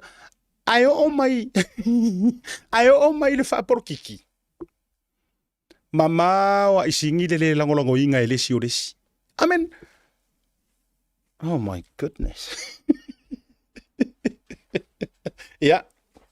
Nga o whai aku whapenga. Na o whai atu whapena. O hai aku ai ngā. I don't know. Eo. Ai mai se la. E se I kau wheo lolo maia. E kau wheo lolo maia. Pe anga whaapea la. Ai sau e lango la le paki lai ei loka ko alua. Whakai kainga. Nga o nga form apa o se si mea fo ilele ai o mai e koe. No, I'm not saying on that's why e kakaunga whai. No. A o le winga le ute whai e tuai. E makua ese a tali tonunga whaapurukiki. A ko sila la Samoa. Ma tātou ai ko kongo le pāre mengi whela fua inga i e whai. Ai mai se a oi kūnge i ese o la koua. They don't share the same values and beliefs malako anava. Wo ko sila kui upu fiso po ai. La lau aku e isi le fia popoko, lau e le si le valea. Malang o meanga ngai kupu kongo le pāre mengi. Le fia ngai le kua ngai se makua whavalea kere ngai mingi ska mangai kula fongo. O ngai kula fongo le whaavai. Ma o kua inga upunga. Ia o ala wha o e kua e runga o rau ko o ruala ke whai e o le mingi ska. Na ona avato se ata whaatai tai wa o mea nei e te tau. O na tu ulolotu. Ia nga o nga kua e ale I runga whape mai. O le matua whaavale lava. Alai koe whaia oi. I'm just saying. Alai koe whaia oi se uko orua. Kusala le nga ka ua ele la ua valea whaaloko I whale le o langonga me ngisi nga o lau lava whanga. O lau te tano whalau I tele. I'm not. E pe inga o nga use mai le scenario le ukula I mai langa ele I kupu sao. Ai na ona tātou tala noa e whaasoa ai le a fianga e ono tupu wai. Ele ngakala a whai o le eke la uarva le o loko orua, I'm just saying. I ko kongu whaaloko I whale pe arua misa. Nga o lau a whangau. Maybe mga yau next door inkia masai ngai le umana malama I lau ava avau. Ai a e whape ngalo ala publicly ko kongu o se mauka fongu. So le e pala le maa e le pala le kala. E pala le maa e le pala le kala. Ya. Nau na avatu whapena. O le sila o whaafesili o ke vakua I le whaafesili de nei. Ia o te leiloa ea uia wai na o whape ele whape fo I a mea ona o le tō whaar vai malai a ansiata pōniu. Ona a mea ona alo au ka wharola ia le o le whainga o so umanantu ma sa whaasoa. Ai o le fesili lo ma fau walanga o le la fatu a over ai atu. Ai ele sa nganga ale to far vai malaya asia tana fai mai tea. O le lako paki le nga fo I mai sa mo le u fa ka penga. Le kai ka ye mo rio o paki ko ngala le. Na ele sa nganga to far vai malaya na fai mai tea. Ai lako ke lango ile malo. Ia, ai pe no fai atu. O le por kalame leo tele na tia ni me anga o me sa sawa me o ke vakua nunga I. Sa ia ila le sa unoanga na ia whapea mai. E la kou ke lango inga o lako paki le anga onku whakasia ai lango. A le la ua mapunga mailunga mamano mailunga le wha moe ngai peo na wha ailoa mai le tai o le pati le tō whamurio. Le ila ese. E ese mai la. So o le ala o ke malam o ke kau whakarikari. Po le ala se si kali, po le ala se si saunoanga, po le ala pele o le a clash ai lola ia manatu pa fina ngalo. Ia ai po ai fo ila le ala e kau karasa, ai pia tangia mai. Ia langa o le u whaala wiloa public mai, ma whaala I tele alo ia mai ele tō whamorio. Ia tali tonunga o loo fatu, ai mana dua ele iliskala I ngalo. Ia, ai peina o ni vaenga o loo tauta pena mai. Ia, nga o kako o vaku whapenga. O le tūlanga ia o le vaenga lea mala utu walalo. Ia ele ngā male la hinga lea nga o lea e avatu fo ila utu walalo wai au ngāre pro kalame lea vaku ku walalo.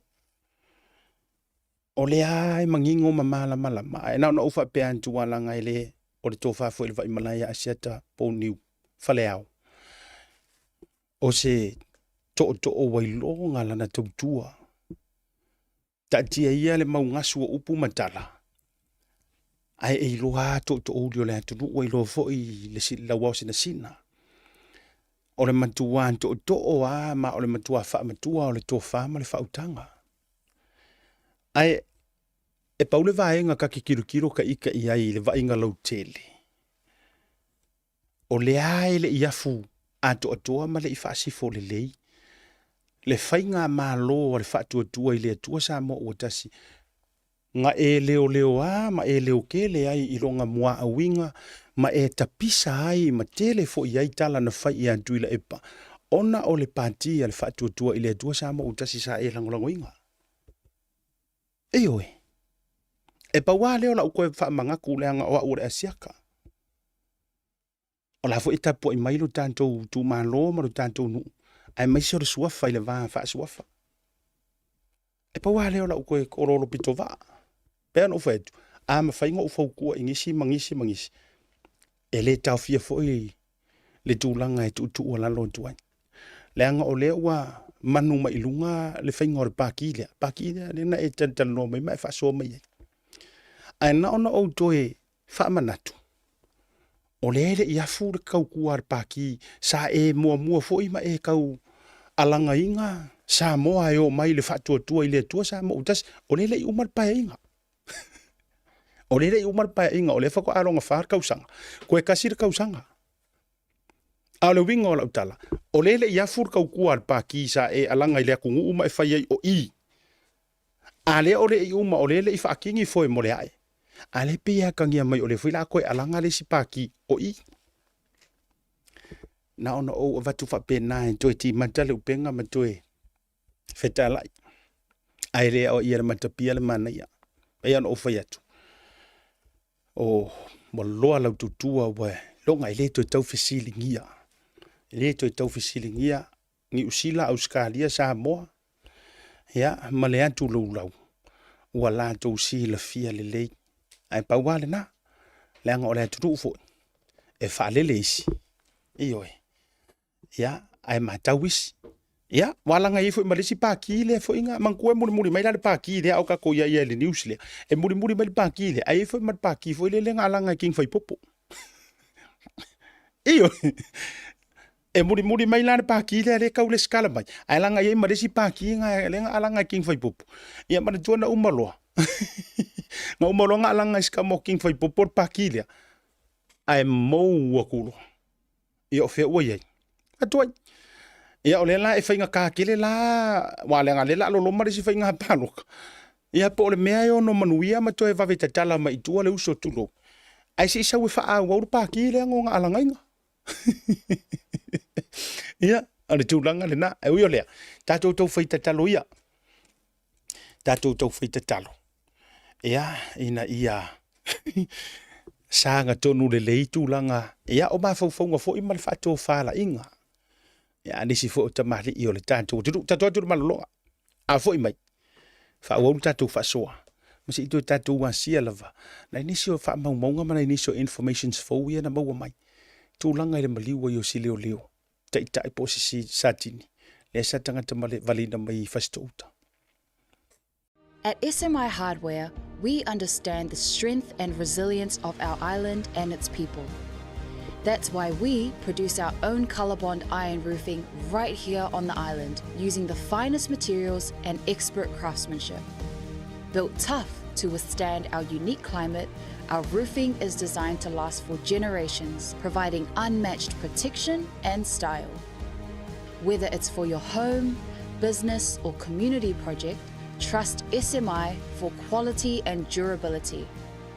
Our ColourBond iron roofing is not only strong and reliable, but also adds a touch of elegance to any structure. Engineered for performance, our roofing stands strong against the elements, ensuring your peace of mind. SMI Hardware, where strength meets style. Proudly Pacific, proudly local. Visit us today to find out more and see why ColourBond iron roofing is the perfect choice for your next project. Mo tupe whapaponi Samoa, mana tualoa le Pacific Easy. Olo whawau pere tātu whapitoa nao le 5 tala te tongi mo tupe whapamoli pe ae whaonga ina le Pacific Easy mobile app. Olo avano fo i direct transfer te posi sa wailo tupe le tātu account ma whaatino la foino tupe whapamoli lungo le telefoni ai ngā whapitoa. I oe whaasaone loro teimi mau tupe o taunga tale pensini ai whaonga le tātu Pacific Easy app po le direct transfer mo tupe whapamoli. Olo avano fo i o tātu ofisa i o Tara o Tāhu Humba Mangele o tātou la la silia ma le fitu se furu o whaasopori ai New Zealand. Mo disa whamtalanga wala au le o Barcelau o tasi ono po numero masani au kilani o le lua fitu ono fitu iwa fitu wha po le lua fitu ono fitu iwa baru wha Pacific Easy o lau pa anga mo tupe wha mo boli Samoa. Talofa lava. Tasi Market is here at the Mangere Town Centre, the heart of South. Masivai ma ila tautu o lima. Whamailai rau maha tu matua tu lota a bea tu maha whele amanaki, ai whenkola amanaki.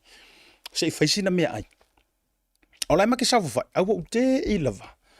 I le approach o mai o au e se tasi o tamai Samoa. Ma whapea mai. Malole i ataua. So le vai kari i sui o le tatou tau te ia e li leo wai. Ia. O le mea langa maanga ia i la le wha malolea. E umanga wha malo ma wha whetai i ai le au onanga. Wha mai so leo mako Samoa ma tua. Mai mau ki leo koe maka hisi ki vi. Ia tu lau. O le tala lea lea na whai mai e. Ai mai sere taimi lea e tā lo le lima mai Samoa wa o le wha le na au tau. Tau te ia e loa. Ioi. ma ko foi smart TV lo wa yai ia la va le tara ia po le tater ia inga ia maka hai ka ko ka ia ai fa mai fai u le vator se lautala e fa ye lanto maftanga o fa ko va ai la ka ko ai nga me ngi mo modil fa tai ma fa malo io il tulanga foi ia Samoa e ile sia so po le lua masina te lua ai pu e mai e nisi o tato wo ma pa anga mai nei afu honest ma fale lima ai fai le maka makanga il fale ka lai lai fuile ale me tu atu ule le lungo le TV wala nga ele fia va ile ngasu ka nga ka mo lan tu fi ngalo lungo le ole Facebook ia e va lungo le YouTube channel ia na mata tu o lungo le TV na ai me se foi le quality o le tato camera ma du langa fa pena ia e fai ngofie ma mani noi foi ele ki ngai foi lo uru le au fa so sa talo fal to fine ia so ona fai poloa ia le mafuta mai foi le vanga le fibre to tele fata tamati ia me se foi o le tausia te sisi fatalo fa fata and Johnny ia ma le tanto au malosi na i Seattle Evergreen le au kirikiti so le malosi o le liki kirikiki talo fa bitoa dua le tai fono o le liki kirikiti Utah le sunga ia siu o Amoa Savea to le fo te timu ia ma le Ava Boys ia mai se foi la o le tournament le na le aule le Snow Boys ma ka kia foi le aule ia le ta fa o le sunga ia matai linga pasitoma ele kere se kirikiki ai wala vale o le paki ia manisi o au a mesela le au malosi le o le talitonu le fitu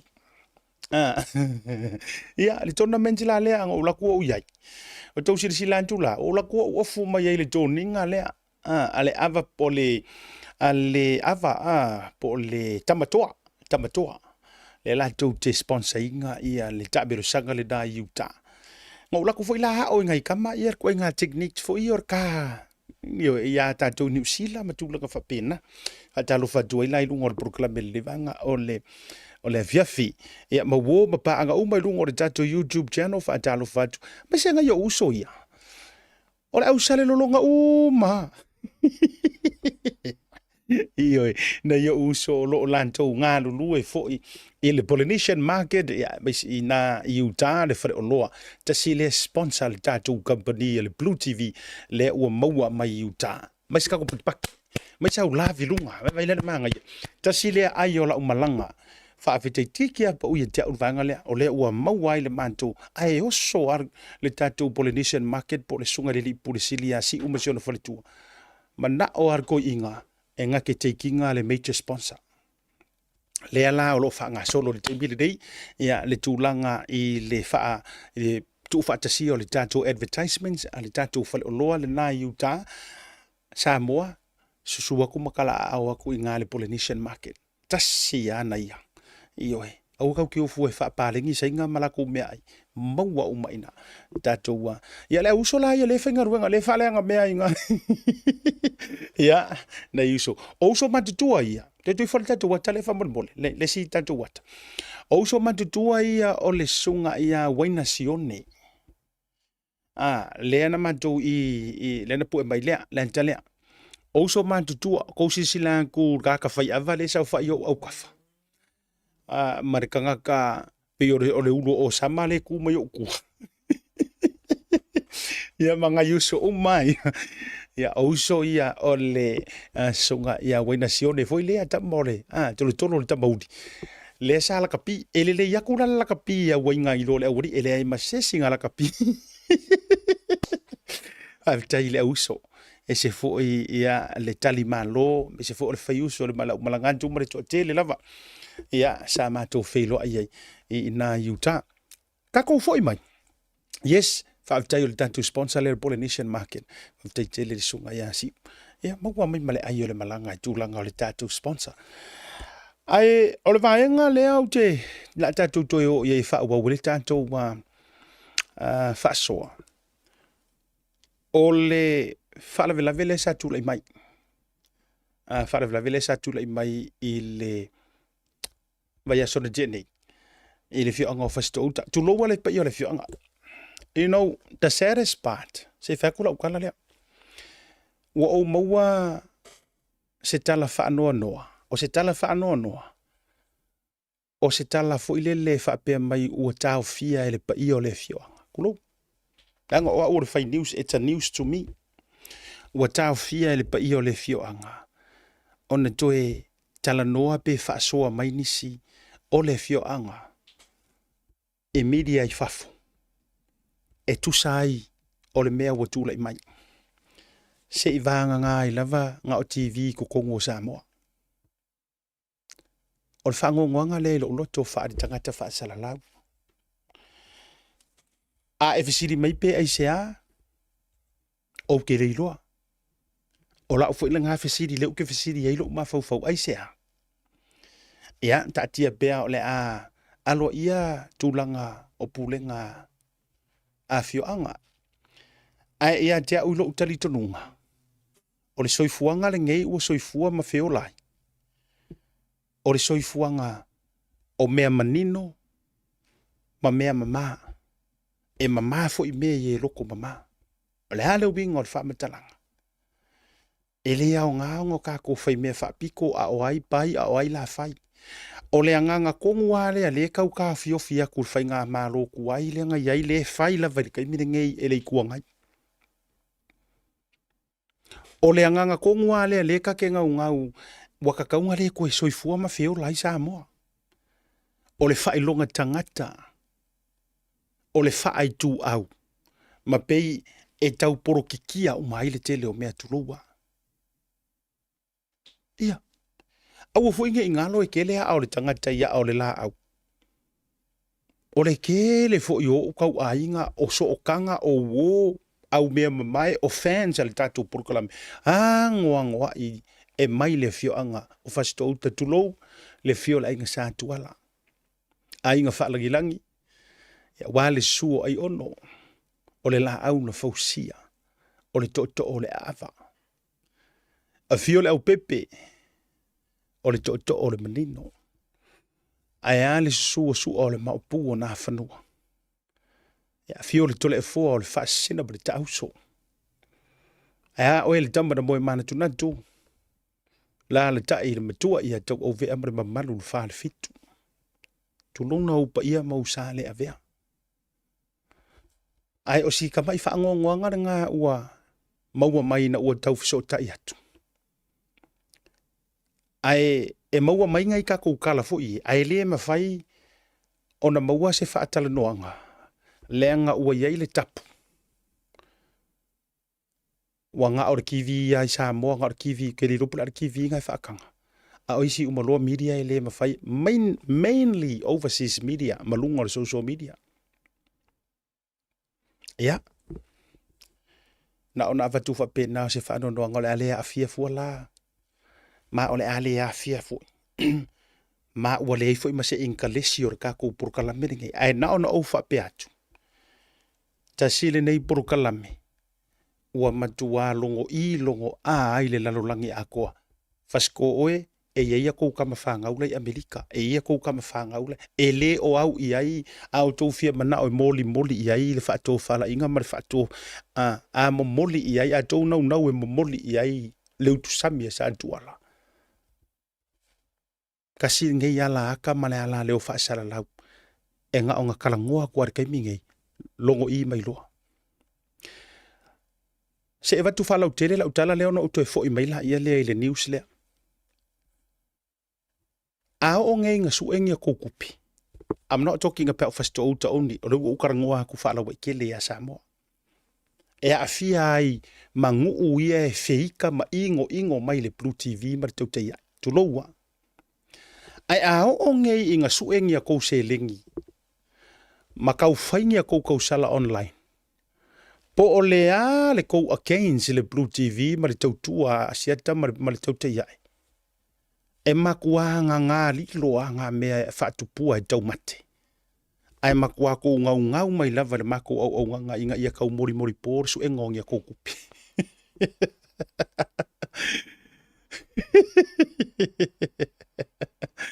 E sa ola ukala. A o ngei inga kou ngau kou ke mo miar ma kou au nganga.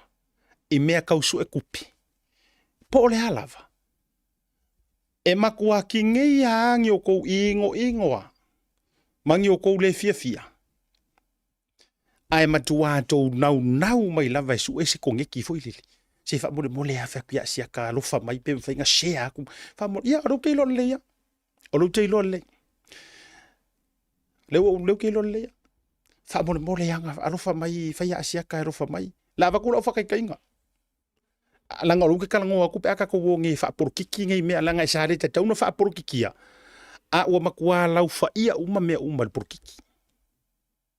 Ia. Lau va ko se fa kai nga se kasi. O le fio anga vai loa ia le paka. Kuroa, kasi le a fio anga male ngu HRPP la ko fai pule. Yes. Ai inga ua fai ka usala online na le meko kisi. Kau su engo se lengi e tau toi fa le le maru ta po i mari sio me uma. Fa ko lunga usia inga mo va ko lunga ola por kalame. Ai o te loa mo mauti no or matua to tele o tanga tai le fia ma ingo ia ke uma por kalame. Kulo. Ai le ia vea na mea. E nati ai. Le manga nga o male ngau le nga e o o sidi le rofa ngai lo rika. A o la ini tu ai ngā mea whapengei e tate nau wantu ina ia tau maua se fiso ninga o lea maa whakia le ko ake leo a inga suri ma whioi o le sunga ia pengi a minga ua maliu whasia whafuase. Ai sa wailo ma le whaasa lea.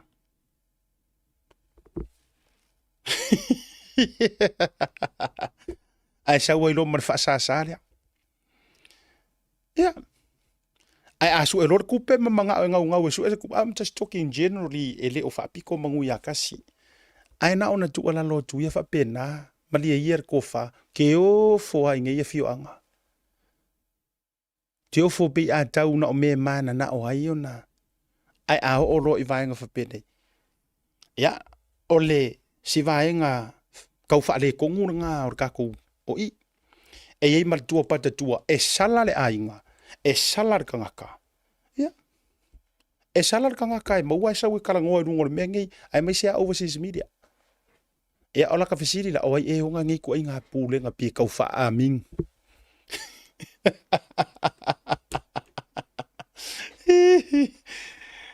Ola wata pena luas furu wa feta pena ileo isa vai. Mori fonga. Ele ko nga kia nga mea. Yes. Ka penga luas furu wa fe o ele fonga isa vai. Luas furu wa fe fo e ka penga mori fonga ingo fari. Ia. Anga nga umama ia o i fonga ye rua ka penga ile pa i o le fio anga. Uro mamaka or ka kare la fa sala i kongorungu. Ia va kuia fa kupuar nga mea. Ai ele se me elilo. Le ala na le no volvolusia o le fau. Ele ai ma se me elilo. E fiu e kau fa sa ma pe e pule ai ma sai ki ai ia ai ata tau tangata anu. Awana ingalo e ma mafari toto le vai. Awana ingalo e lele anga umakanga kausengu. Awana ingalo e ia e fatu e sei nei fainga.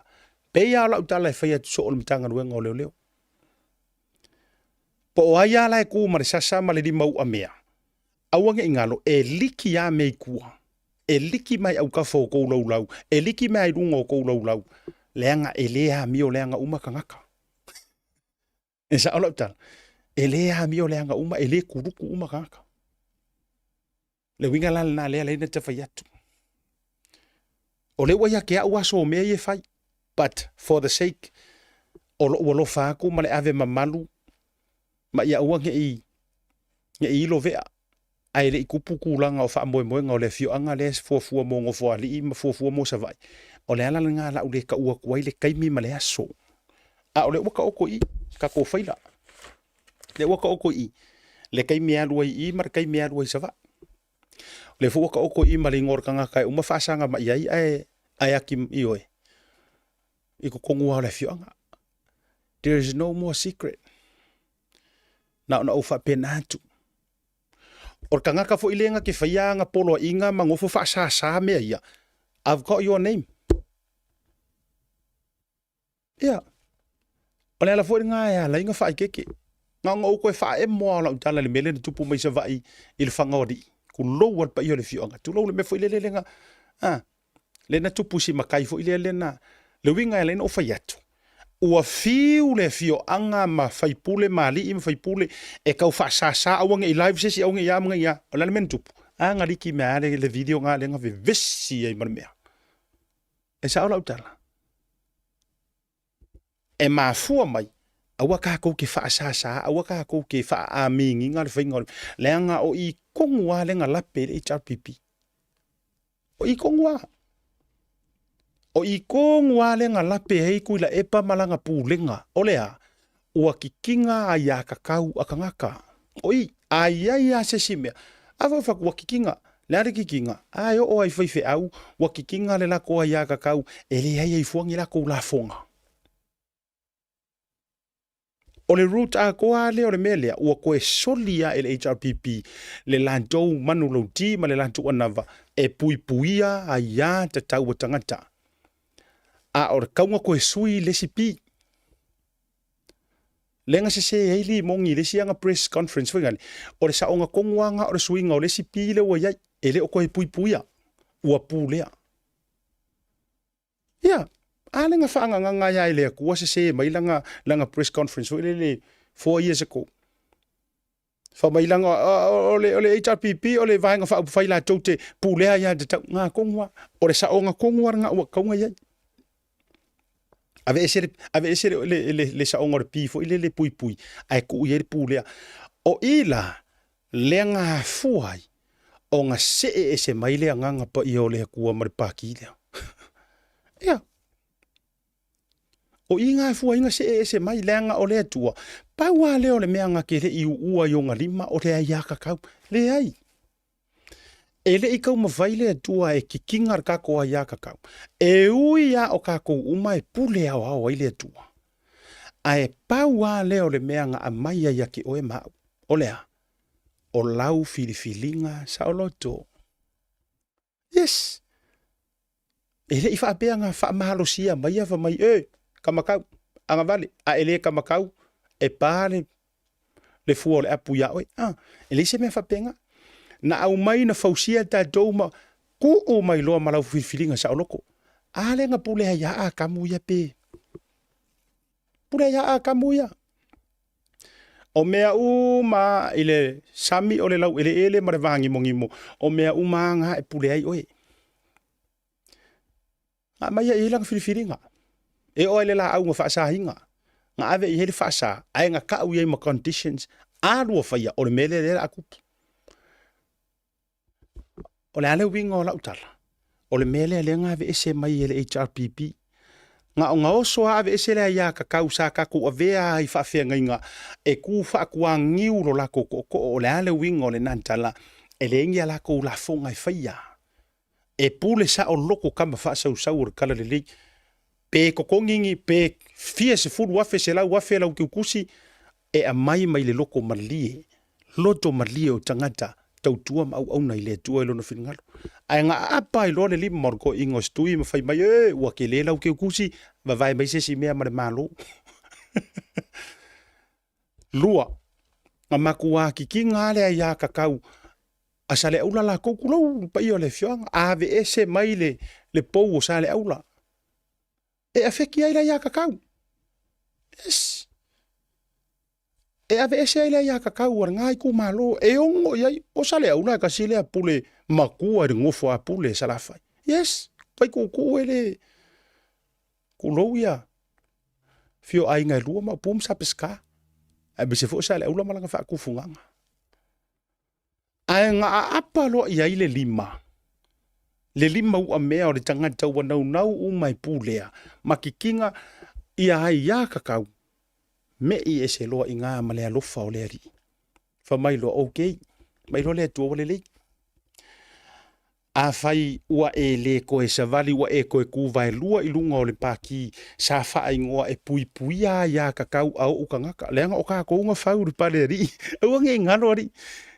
Po le halo leanga, po le halo uleanga, po le halo tātou le popoi ma leanga o amio o kākou o pale alii o le foafoanga a le atua. E le o kākounga o maingi pāngeka o le Pluto po le Venus, po le Jupiter, po le Moon, po fea lava. O kākou o palealii o le foafoanga. Aenga kilo mai lope sila mai le atua, ua kangor kai o le a uu ilonga lima. O le a tapuni a whaapelonga lima makikinga le ia kakau urkanga. Ka whaungare upu kikinga. I like that. Me I se loa. Whamai I le hai. Stui. Ele o le mea lea ngau whai koe ke whaia. Ele o le mea lea ngau manga o ke kai le alofa. Ngau manga o ke pui a ia kakaua. Aho ukangaka. Ele o ngio ukangaka. They are not your people. They are my people. E kere I fausia se kangaka kuila epa. Kulou. E o ia fia mea. E kere I fausia kangaka Samoa. O mea nga o fausia nga o fauar kangaka. Ma mea uma o roo kumuai. O ka mau ainga ma mea uma ia Samoa. E le ongi mea oe. Lala lea len koe whaasao le narrative le kau whai mea oe li mongi marko akele. E le ongi mea le HRPP. No. E le ingi kou mea I mea ia. E le ingi kou mea I mea ia. E le ingi mea le fast mea ia. No, nobody else. None. Len kou mea ia. O mea umangei. It all belongs to God. Pa wa le whao ngā inga o kou, ma le whao ngā inga o kākou. O le o mai, e tausi mea ia. Pa wa ngā o kou kausi mea. O kou kausi mea, o kou au ngā e kou kere I o aku kou ke fia pupuli. Iai. Na o ni tausi mea. Ai ngā sila mai lone kua, ua mei I runga le manatu o le tausi mea, ua lefia kausi mea. Ua lefia fai umu. Ua lefia fu e umu. Ua lefia fai suavai, ua lefia fu e suavai. Ai ua manao e ai li suavai.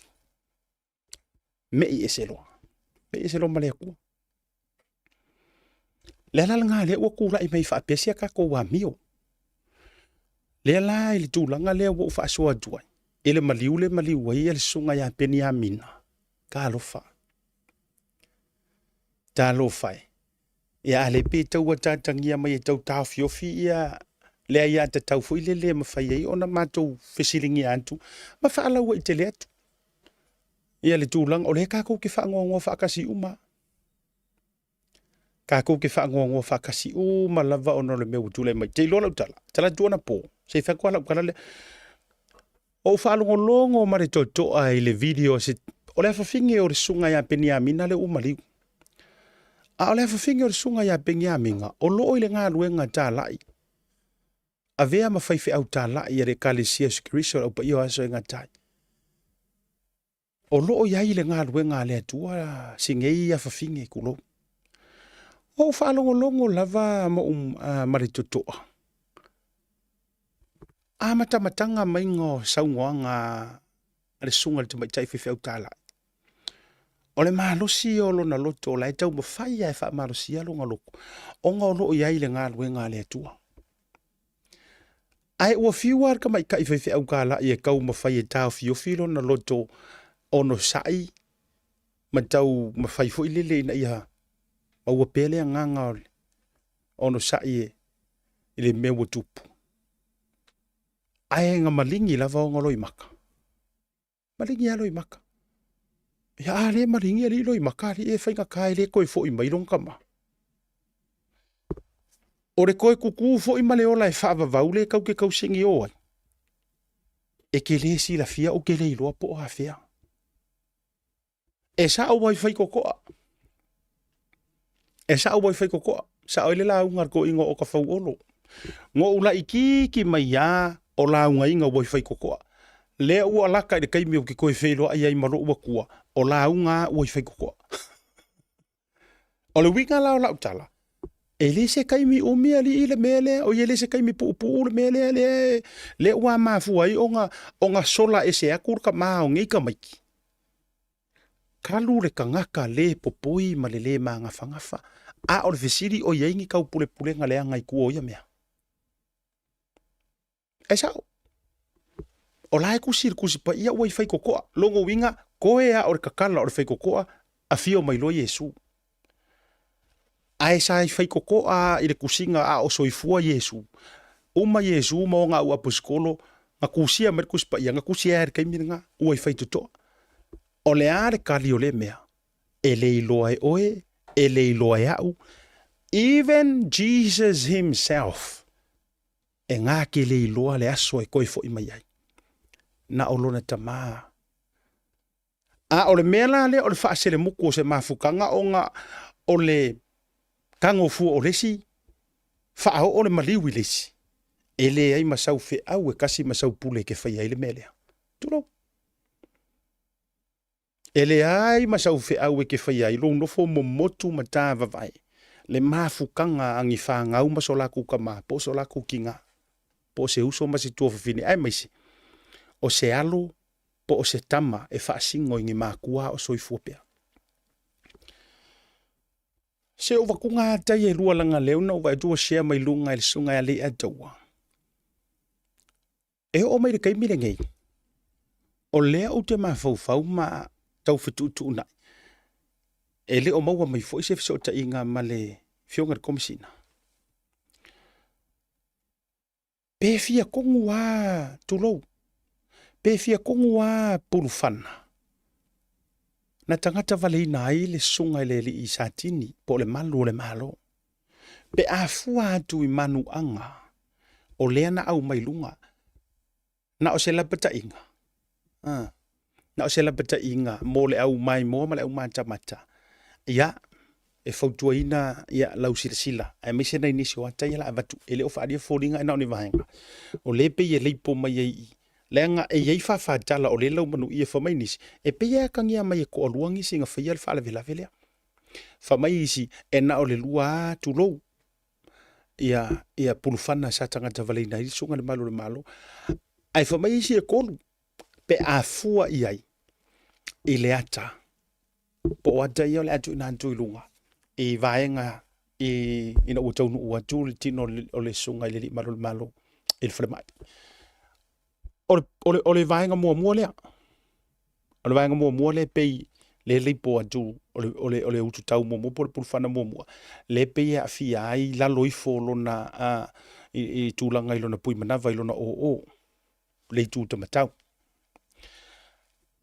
Ma le vaenga longa lua la o le ata. Tu lou le sila mai e samo. O le ala o ila le ke le ele fisiringia kulou lava.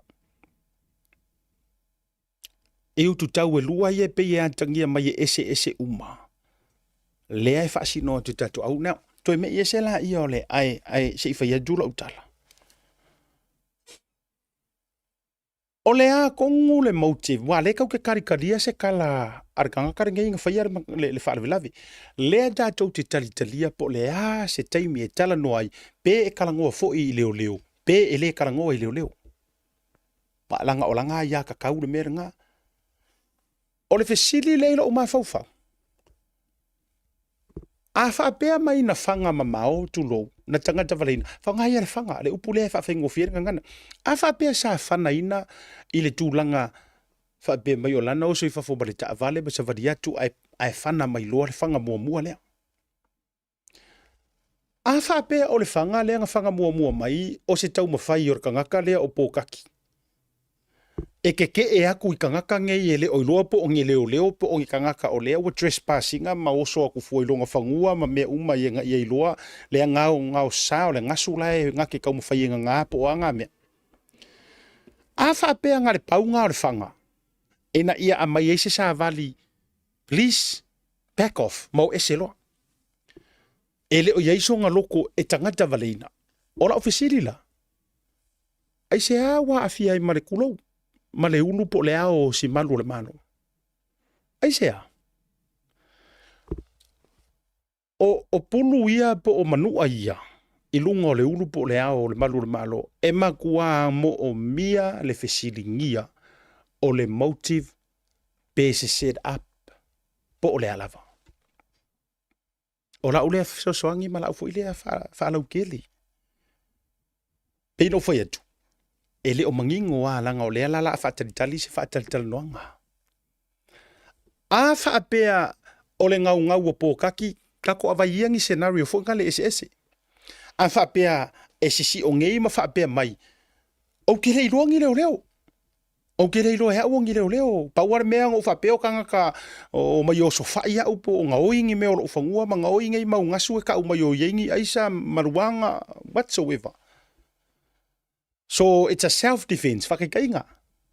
O lea langa o kango e self-defense, aku ya uangi i ngi sao mai kukongo o lo property. Pea ka kua vele scenario mua. O le fesiri la, ai se anga le lava i lore pā o le whanga e kasi. Lava loa. Fatua i fo. Se i vanga ngā fo i o e whaalongolongo kua olo mai ma le whanga ka avidia ka ngaka lai o mai. Nga kau justify la i o sesi puru mu longa lua koru wha rima mangisi me me. You see the picture here? O le kau ke kalangoa in reality. Ai e falling mai. Nga whaia ma le maukingoa. Na whaia ma le iloa. E ka kaunga wha o leo ki kulou ar sunga e pengi aminga. E falling mai. It was target. I'm just saying. Yeah. Awa kasi le puru nga pā mua. Maybe e kau, iyo e, walanga e vai neipi e la vea mai laro i. E te le possibility e mangua ai maua se ola. Lava rore inga. Iyo e lava rore inga ma whape mai so le wala au mai o ese marfangua, o ese, ale o ese la va airo ia, o mea whape ngā e whai. Ia pe kasi fo ira ngā laua i loa, wala vea ka ngaka, sola ese loa. A o lea pe e fallinga mai. Ngam na wanna make sure kusa e fallinga mai na mana o lava mana unau le kangaka le opokaki. E make sure e le ko iai se ola o ia pengi aminga. What do you think? Leanga o ke le i o e inga. Kuloua. O ke le i o e inga ma le make sense i le mafaufau. Se i vanga ngā o iai ngi ka ko well-drained snipers. Kulou. O na matua o nga makua sa ore kuloua. Awa a kaure o. Ele ai se ka ngaka ola i lalo le langi ngei ma le la ngei nga o nga pare o alai malo sa o ma yawa pe ngei. I'm coming to you. I'm coming to you. You see the picture here? Ia ngā lai loanga pe i koe senta mai mangisi mea. Le hai. A whaia e pā mua le o kulou. E makua ki ngā maoi, you know, e vili ki ngā maybe e palasi lalo kokolo solo tulou. Makau mawhai e fia ola ma apa ka solo. O aia la le whanga makua sa o ngoa o le a koe kaungo koe whanga mai le distance le ngā, ai a fia i maramo audu. Ole winga ngā lea la inga o whaia koe ese ia o le manongi o le keisi lea.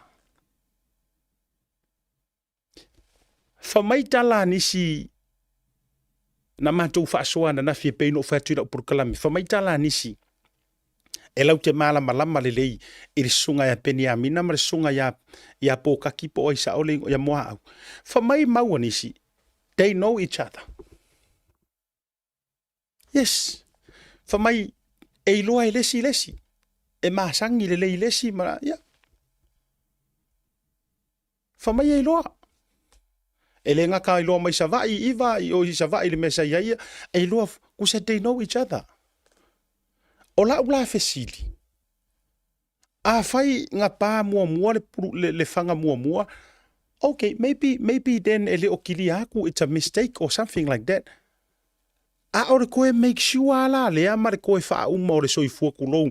E ala i le toi wha o nisi manuanga i le moa ulu po le ulu po le ao le sunga i le malu le malo. Ke le ia o le fesilingia ma le masalomia. Oka se masalomia.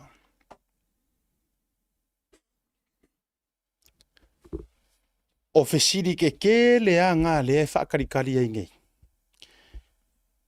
Po o fea a kua iai, ai pe o le a kaukara sa o le kangakari ngei o pōkaki. Po o le a se kala le a whaarongolongo iai Samoa. O lea ua umona tali mai ia e ala i whaasala launga whaalawa i tele mai lunga. Le ne sau no ai le fionga ko mesina. I lalo le tū la fono. E le whaatangaina o na wha upengaina malu le malo. Pe a whai la tau te is a domestic. Se i vāanga nai o se o sofa inga I tūlanga o fuala au whasaina. E po o lea lava la le ngaunga waku o lea kungu ma whina ngalo o lea tunu u e whape atu. A o langa o kire si kangakanga ngafi o lea le mea la le whaia I se whako whala inga.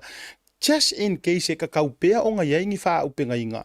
O le kari sa moa ya mali li e ai o tau whina ngalo. O le tali lava le tasi. Ona e le o whaatangaina mai e le tūlafono. Ia. E le o sa ukari o le kari ringa. O le kari ringa. E le o whaatangaina mai e le tūlafono. Lono winga le whaafifonga anga Samoa. Manai malu o le malo o le anga I luma mongi cases whapengei. Kusa pe kou ke whaalongo atu ua fia tangata lai tulo tangata valeina mai e whaonga ai la au malosi o anga ese o a umakulanga whapenga antuli atua au tau le tūla fono sari se mea tau te homa tau whatawhata. Yes. A kuria kua au koko kio e au mai e tau te homa o tau whatawhata e le ai se mea e ufi ai o tau ina ia tau malu mai. Ona o loo sa pela mai el tūla fono. A I o tau o e whaonga o tau lima na o tau lima tu loma no tau vai. E kau mawhai e koso mai ai wai paunga o le mea lai whaakanga mea kula fongo ko e au mai el tangata li tutonu. Wa o le whasa onga nga. Sa mawala fsoka inga. Anga lela. Ia. Pauna vai nga sa wha manino mai. O le mea lenga kupu. Nga o ngai madu le malo e oe au mai le maula lea ona o lea ua ripoti atu ua o ki eire kangaka. O lea la e o a Samoa le matanga luenga I le tu ai ngā scenario ma le mafau fo I lele ma le whaato whala inga. O upu matala e fo I ai. Kusa o le mea ko ngua le ngā Samoa. O le mea tonu le nā lena tupu le mea lea. Kusa o le ia le ma fau fo ilele o le fionga ko me singa male marka ko makanga luenga. O le a kau ke taen mai le me fo ilele o upua matala e fo ai se fa fikauti. Yes. Le nga le nga kuriro iai ngai leo ia ko kolu e au fi ai marisatini le songa ya Beniamina. E le I mangaku le makanga luenga. Kusa le menga le ukupu. Ele I aise mangaku o le fionga ko me singa. E ongo fanga mai ai.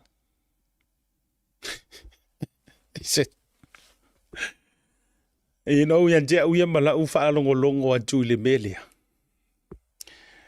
E matua o folo uloto. E o folo uloto. Ua oki le sikangaka. Fiu e whaakarikari e le saupo o kaki e turn in mai ngaia e pei ona masani ai. Walanga o le mele le kupu. Kusa ua folau ware makanga ruenga o leo. Ile habit. O le masangi. O le ale masangi e whamaile la tō mau o le tele a o whaalavelave whapenei e umanga komiter kangakar whaalavelave alua ia turn in himself or herself. Yes. Whamaiore kele aranga. O le mea la le ua kupu. Ua makua se ea ia I maau malie. Le makanga ruenga mara whaako whala inga komisinga. O le mea aranga le la kupu mai. Ai o le mea ua tupu. Ua fiu e whaakarikari po kaki. Po ngia le lei lea fiafio lea so sa. O lea so fou. Fiu e whaakari. E le saur kangaka le turn in ngaia. O inga lea mafua I le ngumi ma le ngefu o le mafaufau. Kusa ua umale aso sa. Li poki aku ele ainga. Porko o rua mua po kakile o li poki ofisa o leo. O le mea le fesiri ai. Pesa alu le fafinge ka uringu. Tasi le vaenga. ngā lu le whawhinge le ko alua mua pōkaki maronga a inga ua kupu wha la velea. Sa alu e longo le pure nguu, kulou o le o fasko uka ma le nguu. Wha mole iai le mele ua kupu woki lau partner o ai lava. Waka ngaka wale inga ele ilea, whako aadu e ofisa o leo. These are the questions ele o kilia i kaiminegi. Ele o kilia, pe ngā longo le nguu, po ole mea, ngā whanga saoanga ia whanga i o ofisa o leo. O mea lai masangia i le ofisa o leo i la usa ili linga ngei le tae awana le la. O le lato process, o le mea la kouke masangi le whainga o cases whapea. E umanga kupu le vaenga lea, o na give leo le time. Awa o le masangi leo ke whaia kuwaifa mai o le masani lava. E turn in tu lava le tangata lea ngai pe koe kiki ngai li poki a koe se ofisa o leo fu ilero la tala tane whape. O le e ko inga le lenga sau i a maile la au malosi pe a maile anga SSI e whakupua le wha lavelea. Ua fiu le vaenga e whaakari le ise se arwa ku whapenga po le lei male aso sa aulia male aso aulia male aso le aso nga fua. E le i arua ku lava le maula le anga tulou na tangata valeina le tamaloa. Le wangongofo maronko o rua. O ngā kongu ai loa la ia lea i le komisinga ma le makanga ruenga. Wa te tau o na tuli ni leo. E o e follow up. E oi. Yes. Kuli loa. Wa o ile ale ngau kapisak. Ele ia fea la ili whako whala inga ale mingi o iala foi. Ale komisinga. E whape aku. Ile awari ko koru kulou lava. Ele i whape atu la ili vaenga to toru leo fia ima Peniamina. Tole. O mai e o i ngā follow up o e mai le li ile alanga o le ua mauwha mau fasko uka iai. Kulou le fianga. Ai wha mole o mua longo le ngu me whapenga. It's common sense. A ua le ai se whaako whala inga e kakala ai e alea wai ngi weapons. Walanga o le mele e sengi e mingi ska. Yes. O le whako o whaun au tinga. Ele ai ele a mai le court se warrant e a mai ave e alea wai e weapons. Le ai. O le mingi ska nga ke saingia. Ia. O le mingi ska e saingia le warrants lea. E whaakanga ai i a weapons o ngā whaonga. Ile vaenga lea. O le fisili la ngai ro ma fofo. A fai ua le kaulau ua le kaule ma le fina ngalo o le komisinga. Okay. E lengi ka ko weapons e whao ngā leanga o le sa pela mai lalo kula fongo ele ma whainga ngā whao ngā ngi weapons. Ai paula le weapons le la ka ko e whao ngā o tau fofonga mo ka ko ngu kukulou wha fonga le kungu. O le ale winga o ngā kala. O le aso ala upule fofo ele ala mea. Ele i kaula le finga ngalo o komisinga. Ui mua le ngu. O le ngu ua o le ngu e kasi ala ko vala au ale ai e aki male lau. O le winga na lea e matua whenumia i a markele ofisiti. Ngā pauar mele sa whaakongu lo le komisinga. I ngā ua le saupo kaki po ua le sauru ka ngakare ngā mōri akua. Whaakongu loa. O loa e oe a ami. Whamai oe a mai. O kou sila mai ka ko leo Samoa ia o komisinga i ken kaio. O kou sila mai Samoa. Peias ka kou mirike ria. O kou sila mai. Kai mio i ken kaio. Ai o kou sila mai skailer komisinga. O kou sila mai skailer ka malo. Pes kaili faa. Pes kaili faa Sudan. Fo ilere ka malo ai. E whiarua ia i ken kaio malanga whangai au ka whawai o ka kou o ai kangaka. Ai public lau ke le poe aka e fai selfie mai le fai selfie mai marka ko komisinga sai momo o fisili lai lo ma vau ai se anga le uia o mai ngai ai kuri lo nga ngai tu sa in other words au tango ne tau piece together le mori maule au mai fa pe mai sila fia le pengia minga ia po ka ki pe they know each other. Longo winga ya ka ngia mai. E peye tau fōlinga mai o lea sa whao ngā la le so kanga lea. E whao ngā e o ai e ko e a ami mai pōkaki. Ia. Ia peye arko ai ngā mea fōi le soli. Oi o ko ri e masangi kamale o asiaka. Oi asiaka. Anga fie se la asiaka. Se asiaka u po le pisa mai ile program. Oi so ko masangi. Mai chole kama. Le la utango fa fengo fie. Oi ya masangi le ya fa ale uso. Ke le afo inga ma fai ma fon kakalo ya ke le fa inga ma o ioi. Ma ai supo o le ya il supo lin ma. Ma ya baila. O mai la. Saura o e alu e kai o mau kamai ko ru. E pe fo ringa mai o se aka fa penga. I don't know. Ai ole mea la o foi la le loko. Ole mea o foi la le loko. A fai e loa e poka ki le sunga pengi a minga. E pe ia tangi e lava se la maftanga. Ma whengaringa lea inga le lei. Ai se a ua whanai. O ke le karikongu o se mistake le mea lea. I don't believe that. E conclude dai la uia whaasoa e maka upu lea. O te le taritonuina. O se by accident. O ke le io inga accident. O le eskengi le mea lea. No. A whai o le loko a ia ma le mama. Ioi. Mama le loko o pengi a minga. Yes, okay, I know the guy. Ioi. Man koe ko koru le ingo. Including pengi a minga. A whaapea la ile loto pengi a mina. Okay, ropo kaki. Yeah, okay, la wale try masangianga ma ko fikau ioi mea whai ma. La walu foi la kau mo whai pen wheng sau luso. You know. E lope whapea ngar ma fau innocent o le songa le malo. I don't know. Ai wa vele na. E lona alua tu malona ma fau mama. Ai lilo yona manatu. E peye a kangia mai ua kolofia e anganga leanga. Le whaakarikari mai ei pokaki. Ia. A wao le mai le sitala. Na o atu mua ele ima waku pokaki. Fo i mai vili le ofisa i pia. Ai sau de kadi. O aku e ngofo i ngāre po unga i whale olo e whakarikari. Se koe kiki koe o e koe whaai. Ia. Ora kalar ngā lenga whai mai. Ngā o aku le singa mua. Ele ima waku. Li poki mai a pia.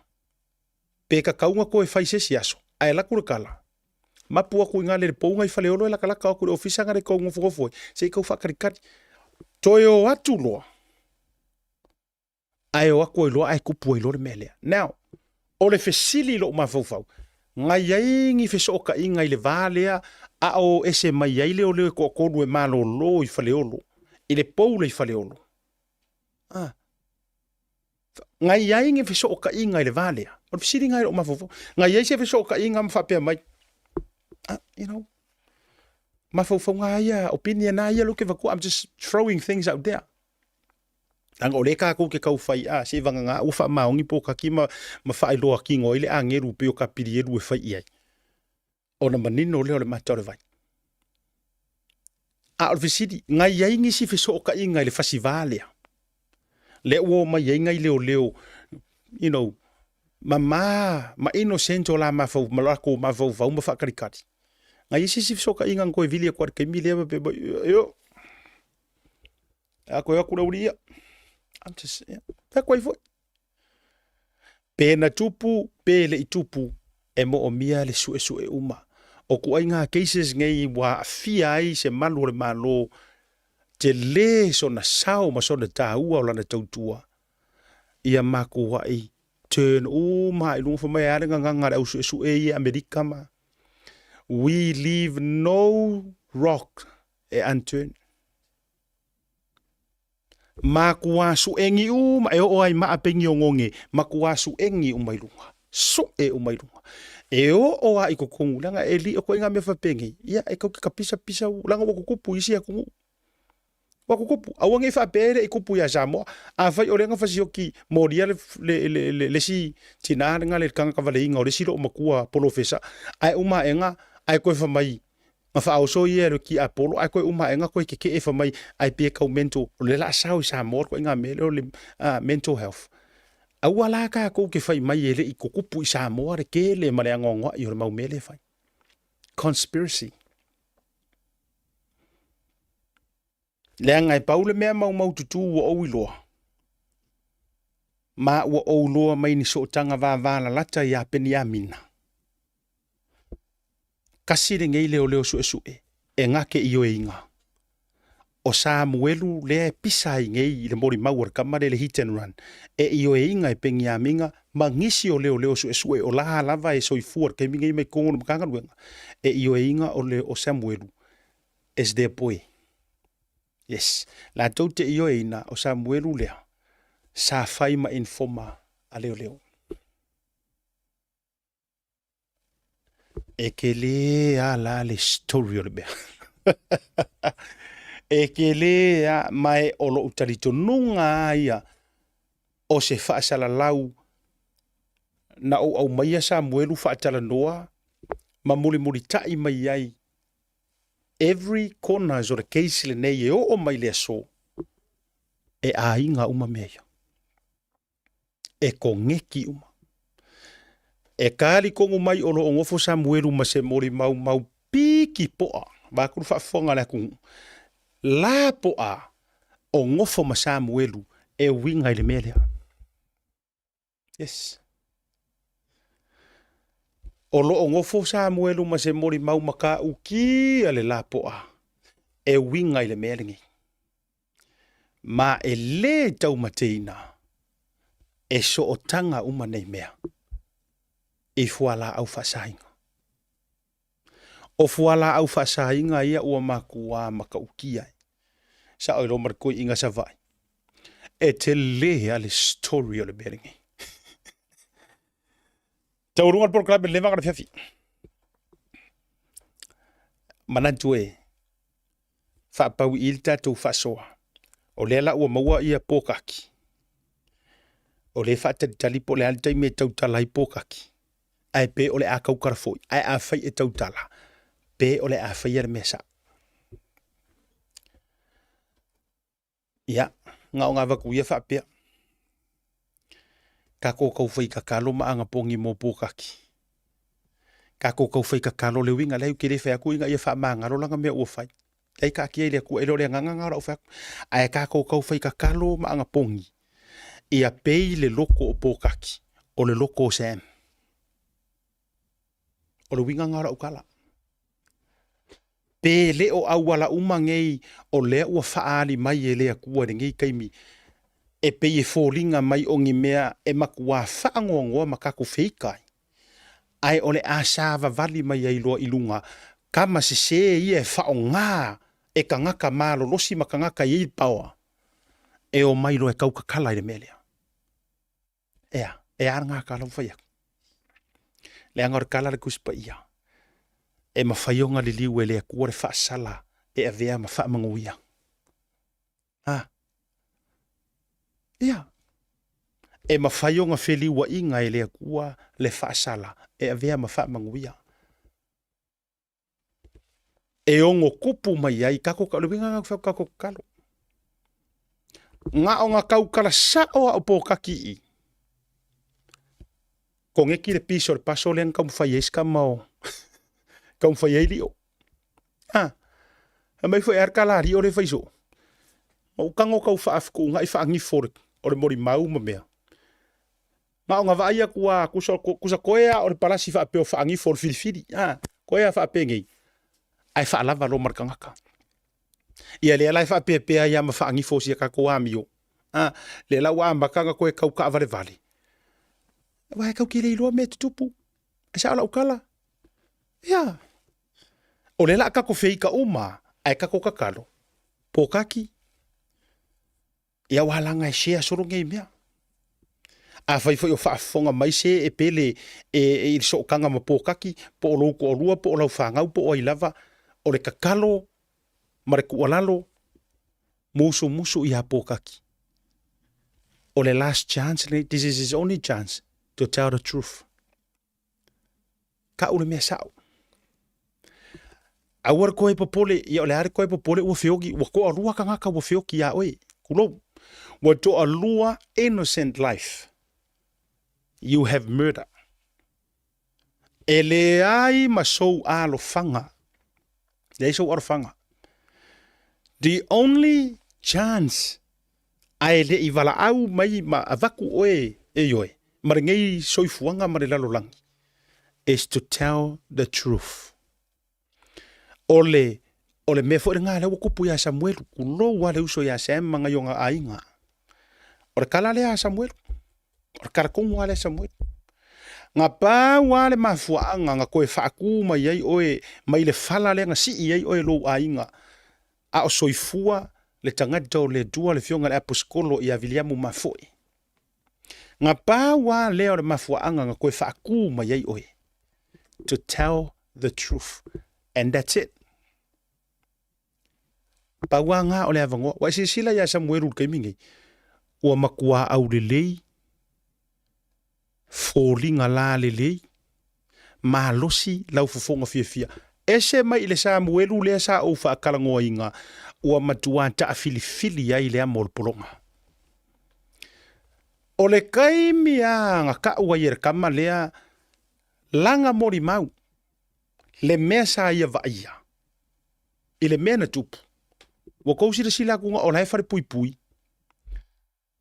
A o sili aku le au le lei pae la po a vevengi. O Samuelu i kokongo le fare pui pui. Ngai lo le mele sa o loko i kua ai sa fare pui pui longa loko. O le mea tonu ale ta o le fare pui pui la o fare pui pui le fare kingo. A o le anganga o le kama lea malonga loko. Free as a dove. O le dove eli po se o se dove po se bird.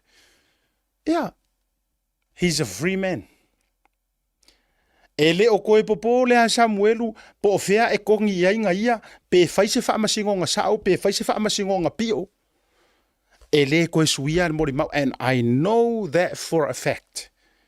Pe fai mai ai o kou ia kou ke feika mai a ke au o leo o ulo o mea nga whawhau pule o tau. Pule ia o kou. Pule ia o kou mga kala. A leo o fai aku. E kou ke fiu. Pe kou ke o whanga le milionga ia Samuelu. O kou ia la lafi kua. Le ai lau mangu ia soro mai le kou ke ko ka mo e ma fe ko lofi ko ikiki le anga ngi kuri o sesi to ke so solo i kou mangava pe o ngaka. Tau te o e tau kokongi Samuelu e tau te fiu e ofa ngā mea o ka maloa wai lea kua. Ia. Ia e ukere whea koe sao Samuelu o le whavau o ka maloa wai a ao lea kua langa mori ma. Ia. Yes. Ua makua kuku mahu ka maloa. Pe o maunga. E le koe malu e lue. Pe a mi o kongu ala le unga o whamsingonga re kingo. Pe le a mi o kongu. E le o koe mera ngā mea i le mawhau Samuelu. Paulonga whaafekainga ua loud and clear. Publicly wailoa e le lalolangi. O ia sa va ai le kangaka le nga so ar kamalea. Pokaki o re kawarunganga fo ngā tau tai ia e nge fiafi. E ngā o re kako por kalame va koi maa o ngā le lei. Yes. E se ia e whai ngā tau tai ia e ia. Ma isi por kalame. E umang kako kalangoa wha alau kele. E vaku marku alalo ma le songa ma le o onga. A wha apea e ke maua le ngei por kalame. Le uwhai atu asiata. E mo o mia ngikoa. E wha ako ila loa. O le wha o ngā o kou. Yes. O le wha o ngā o kou. People with power, people with money, corruption, they are using you guys. They don't look at you as a human being.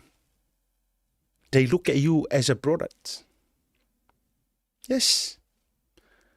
Le ale wingo kala asiaka, nga o nga uma nga wha o ngā le product. Uma. E uma loa upalai. E ra wakura ukara le war, kara le uwhea kua right dia.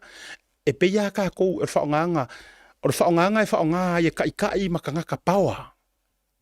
Evil people, they use you as a paukavali. Yes. E whaonga peia oi o le whainga o le paukavali. Dale winga o la utala. E ki e a ia ki oe ma whaonga oe a o ke le palai. A o manganga ia palai o lau ka o lau pa. E uma loa o palai wali filifili kia yo. Vai le fainga renga faiska mo se. Faonga ele official leo makanga ruenga o leo. I can say that because o le ua sau ngo aili o whakau malama mori mau mai ai se wo mamae a sunga ya pingi a minga e le ngaka ilea. E iai malesi leo lei Samoa. Ua wha maa vai mana matanga ruenga i tausanga watea. A ua whailanga pisingisi. A e sa iai fo i kokongo operation sei. Lai mori mau mai ni melea. Yeah. So I can say that. Leanga o lai iai mori mau. E le ma whainko koe o mai kou whike e ngai mai i. Ma kou e le o whaonga. Kamare pese palai o. Wa uma palai makula. Le hai.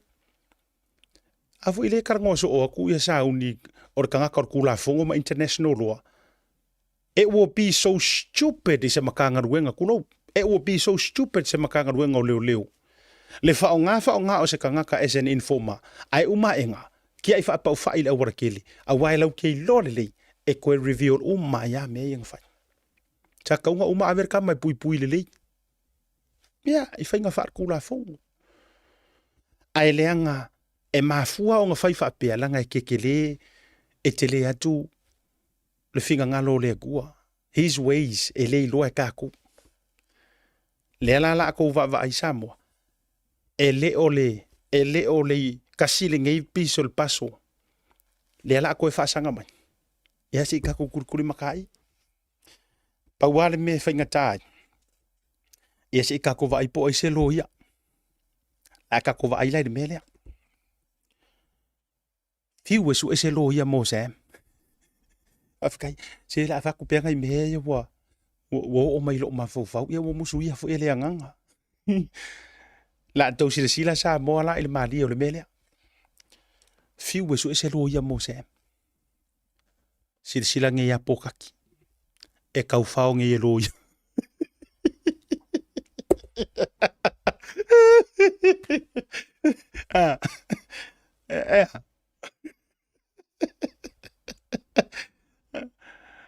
Fiu e su e se ro ia mo Samuelu e ku mo Samuelu. Ai kari kongo mai sa oi. Sa oi. Menge mai na ungana le. Sa oi vao. Menge mai na ungana le. Ingo bong. E kau fao nge e lo ia. E le kau su e se lo ia bukaki. Oh my good boy. Yeah. Se kako va ingi. Po vea a fa ia. Yeah. E kau fao uma nge e lo ia. Ai mi se ano ia ie magwa i di kakar fa inga mano. E kau fao nge. E magwa kau fao nge e lo ia. Ei. Ai e mua fo ya kama fo e ka fo e pui le mea. Ya le wo fo ya ku pokaki. Ele o ko ile fa le nganga la ko ya o ke le fa masingo ai wa ka ko malama ya fio nga le tua. Ile kulanga fa le nganga. O makua ke le fesilingia. O lo so i fua ma le sa fanga ile o la fa va. I'm just saying. O ke le fa ko le ai, o ke le fa ko i hoi. Ai il fa kala le lenga ma o onga o makua e sa o ile e kisi el fa va so ni si fa va ne voi e fa ko la fa pingi e ko so e kisi le e ka un fa pingi ele la longa la era ai vai ku ngal finga mo e kisi el fa me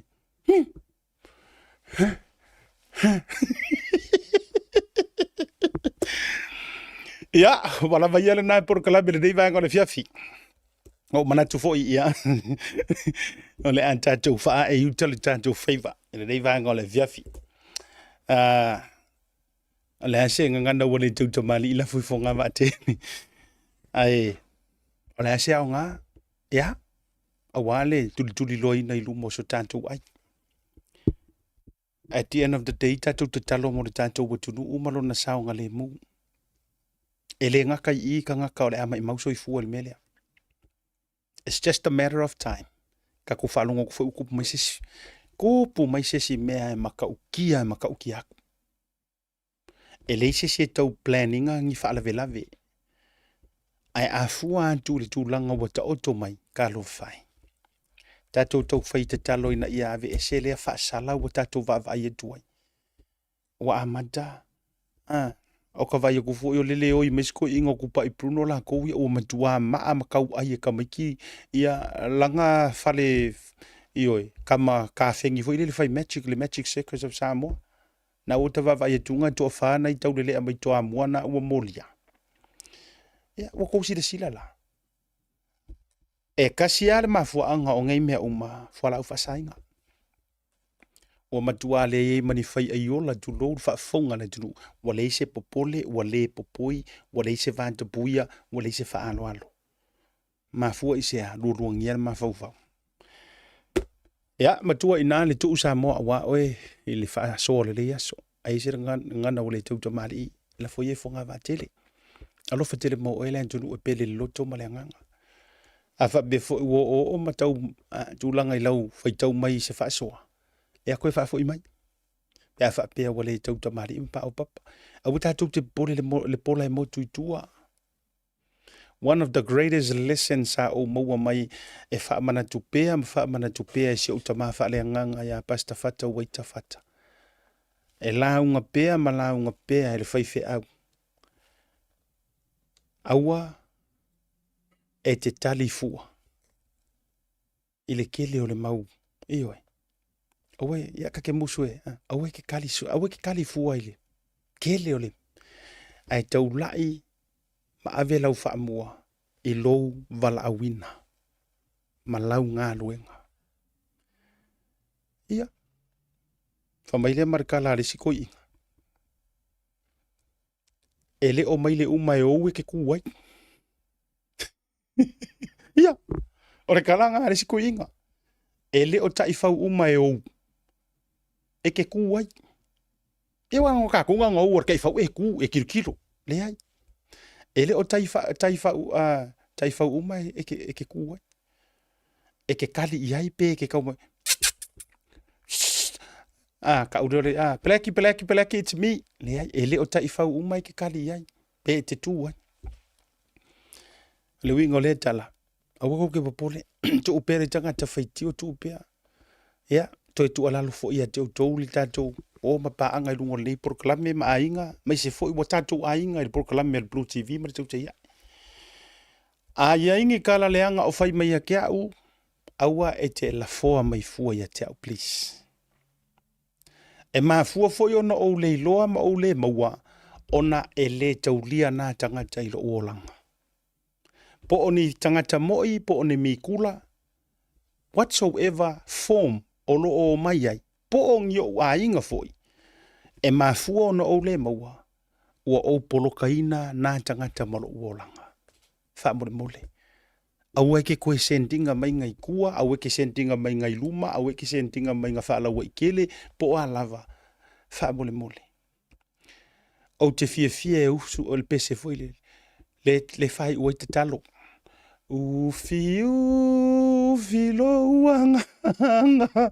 ufi filo wanga anga sa ufi iranga fa mole e mafua foi ngo ule ma o ufi lo kanga ai a fa pe nganga ma ngai ke harua makakala lo wanga inga mea ele o fufia so ia ke la fo mai fo ya kia ioi ola ule tu ola lo ma fa mole ka ko me I ka ko iruma si pe ku ki vai ko la lau mai ya ule lau mai si wa de lunga se be ko ki fa pe me ngo fa nga me si ko dila ya langa fa nga la ko fa nga kala langu ke ule am I right